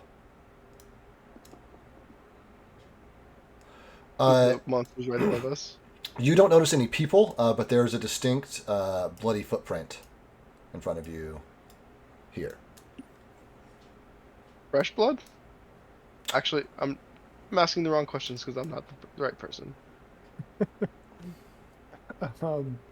Just a bloody footprint in front of a wall. Yep, with the toe 3 inches from the wall. Okay, noted. I'll remember that and keep going. Okay. Broken pottery. You have a downward version of a chute here, right? Same as before, but it descends down further, right? So instead of going up where the ceiling is gone, here the floor is gone, right? If you were to piss from here, you would not be able to see where it landed. Excellent. Let's see here. Piss off the edge of the world. Broken pottery, gouge marks, gouge marks, gouge marks, gouge marks. What was obviously once blocked by this rubble, but has been recently broken through. Rubble blocked off passage, rubble blocked off passage. Rubble blocked off passage. Second bloody footprint.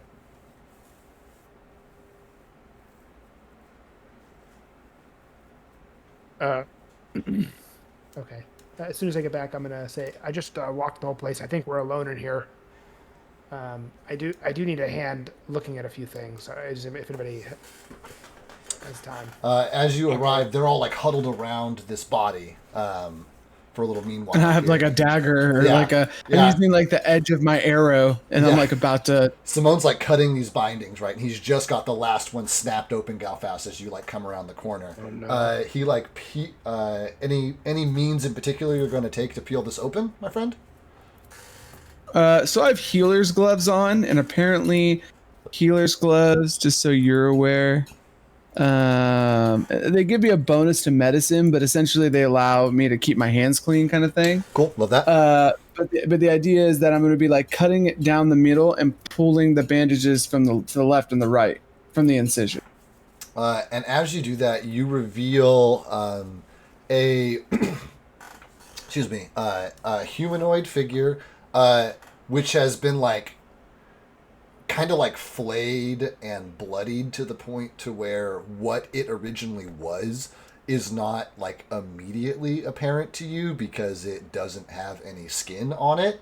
But upon examination, the size of it, it's clear that this is like a full-sized humanoid. This is a drow, a human, an elf, It does not look quite, stocky enough or short enough to be a dwarf or like bulky enough to be like an orc.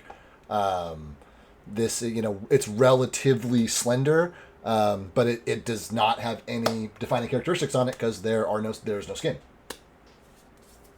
I'm gonna be like, what does it smell like? Like, does it smell like it's been there for a minute? It's something like Pythar. Yeah, I mean it's a 4 or 5 day corpse probably at this point. Yeah. Okay. And be like, damn, Kythar, did you get to this one too, fool? Not that I can remember. And you're like really thinking about it, like if you. Go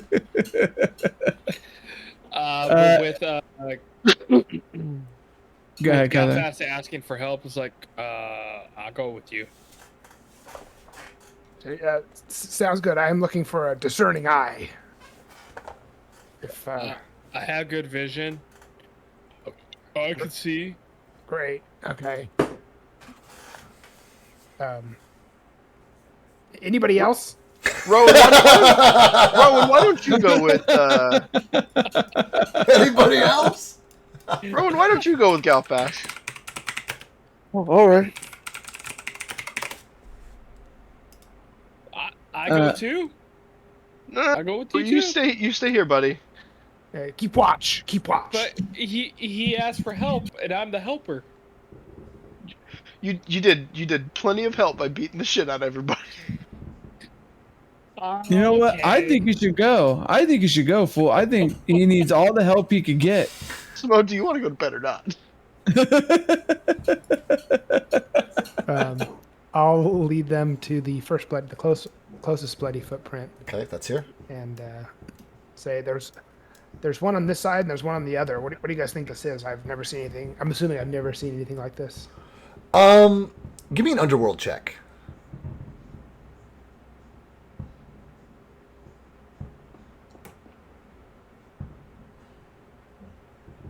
You have not seen anything like this before specifically, but that like lizard part of your brain. Hella fireworks out there? Yeah, you hear that too? Yeah. Fireworks or gunshots? No, it's got to be fireworks. There's it's way fireworks. too many. Way too Well, much. like buzz 2 on days it. ago, I hear David yelling out at the neighbors, "Shut the fuck up!" Hey, I did not say that. I said knock that shit off. Thank you very much. Okay.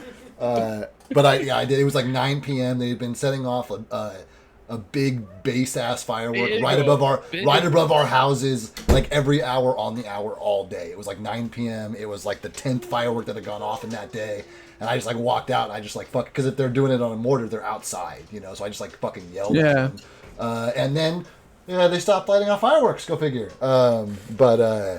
Anyway, I think it's just fireworks. So you guys are here. I'm sorry, we've interrupted the role play here. What, Galvast, what was the last thing you said to your little crew? I rolled an underworld check, and that's going to influence what I say. Yes, If I've so ever you've rolled seen this underworld check, but it there's nothing specific that you've seen on it before, but it sets off the lizard part of your brain that, like, this is a not all is as it seems kind of situation. There's like an element of deception at play here, but you can't put your finger on what. Okay, I'll relay. I'll say something like, "Yeah, I'm having trouble figuring this out. I don't know where it is or why it's here, but I feel like I'm being tricked." Maybe we should wake up the guy who might be trying to trick us. You're not over here, Reed. Never mind. I said nothing. That's Rowan, Stover played by, or Arthur played by Rowan, and fucking Kythar. Fucking Kythar. So, Rowan.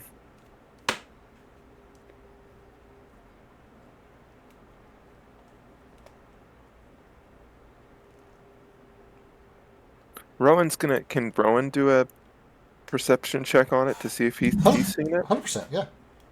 Okay. That's why Galfast wanted a discerning eye, I think. Can I do a nature check? Because it looks like. Ooh, yes, I would love a nature check. Actually, that would be great. And is that going to be blind?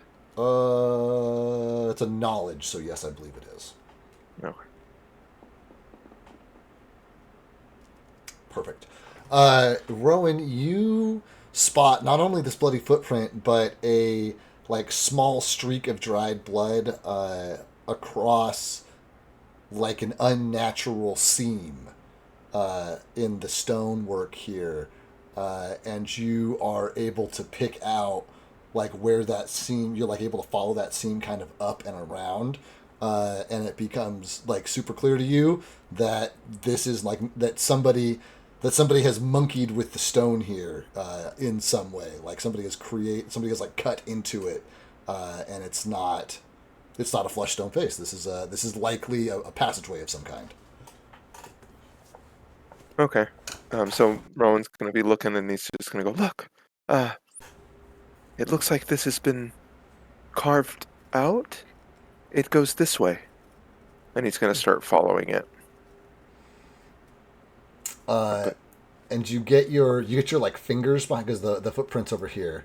You get your like fingers behind it, and it has like a little give to it, and you're able to like pull this stone wall like out to where there's like a narrow opening that you can like slip through, and in front of you is like a regular ass door, like a stone and iron door, like kind of like behind like an S-bend of rock, essentially. Oh, okay. There's a door. Where, lassie? Right back here. And in the space, there's like only room for one of you at a time here. Like you're like shoulder to shoulder, like up, like your shoulders are touching stone on both sides, Rowan. Okay. So I'm gonna try the door. You try the door, and it opens for you. And I'm gonna peek back out and just go, "There's a door here, and I was able to open it. Should I go through?" No. Let me check first. Can you see in the dark? I have a little bit of sight in the dark. Okay. I'll be right behind you if you need help. Okay.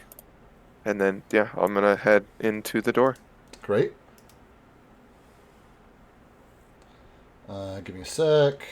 Control P. Does that work? No. No, that's print. Right click. Okay, give me just a sec, guys. We are gonna configure lighting.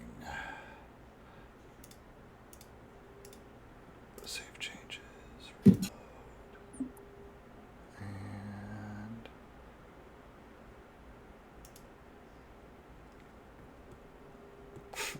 I literally could not figure out how to get like a secret door into the map in such a way that it like wouldn't be obvious to anybody looking at the map, even with the like vision stuff set up correctly. You do it with walls. So I literally made two maps. I like made the first map that didn't have the room, and then I made the second map that did have the room. So you guys would have like kind of separate deals there. So I'm just gonna kind of trust you guys to put your dudes back where they go. Kythar, Galfast, Reed's over here. Rowan's going into the room. Oh, I can't do it. I've already got a Simone out there. Will, you've got your own deal. And then, yeah, I know, you got your little guy. Fucking... Little guy. Throw him in there first. There's a little guy, and the little guy has 1 hit point. Oh. Okay, great. So, Rowan, you open this door and are immediately hit by the stench of, like, decomposing bodies. And the door literally like bumps up against the eviscerated bottom half of a torso of a body that's like hanging on a meat hook on the other side around the corner that it like bumps up against and like squelches on, and a little bit of like blood trickles down. There's a like fire ember pit in the middle with like a large cauldron, this like stone workstation with blood all over it, a bunch of like sleeping, like sleeping bags, a weapons rack, and a couple of like simple chests. And the entire thing is walled and floored in that same dark plate metal that the fortress was made out of. But there's nobody in it. Rowan's gonna peek out and just go, I found beds. I found sleeping bags. We can sleep in here. It might be safe. We can sleep. Dibs on a bed.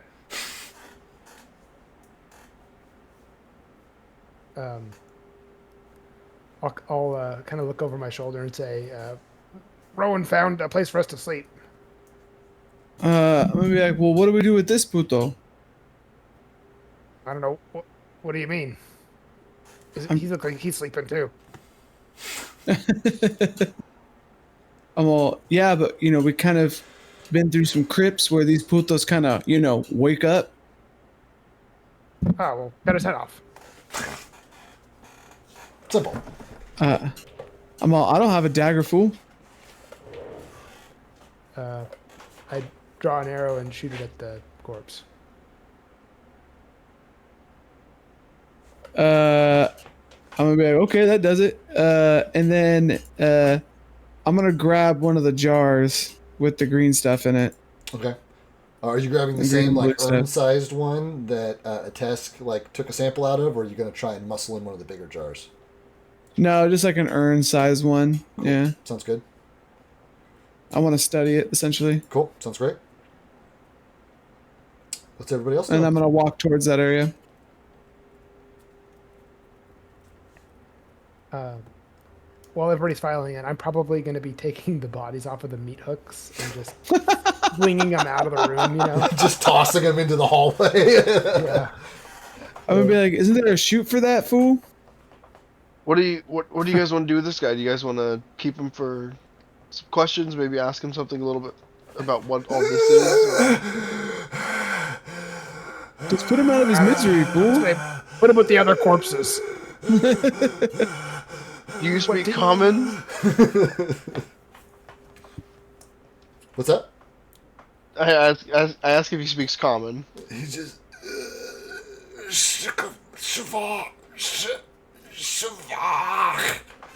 Kill I him. think that translates to no. Does anybody understand what he said? Yeah, he said, me. please kill me. Yeah, nice. We both say it at the same time. Like the two elves both Like it's say an actual he said, "Kill me." translation. Yeah. The two If elves say, then I'll mercifully kill him. Yeah, I'll just. and right as he's slitting his throat, I'm like, wait. He said, I want to live. Oh, you're horrible. But he has a family. Reed, you bring your knife to this creature's neck and like tense up your muscles. Begin to draw the blade. You feel it just bite into the neck ever so slightly, and you can literally feel in the back of your head Iomade not being happy about this. ooh. This is point blank murder.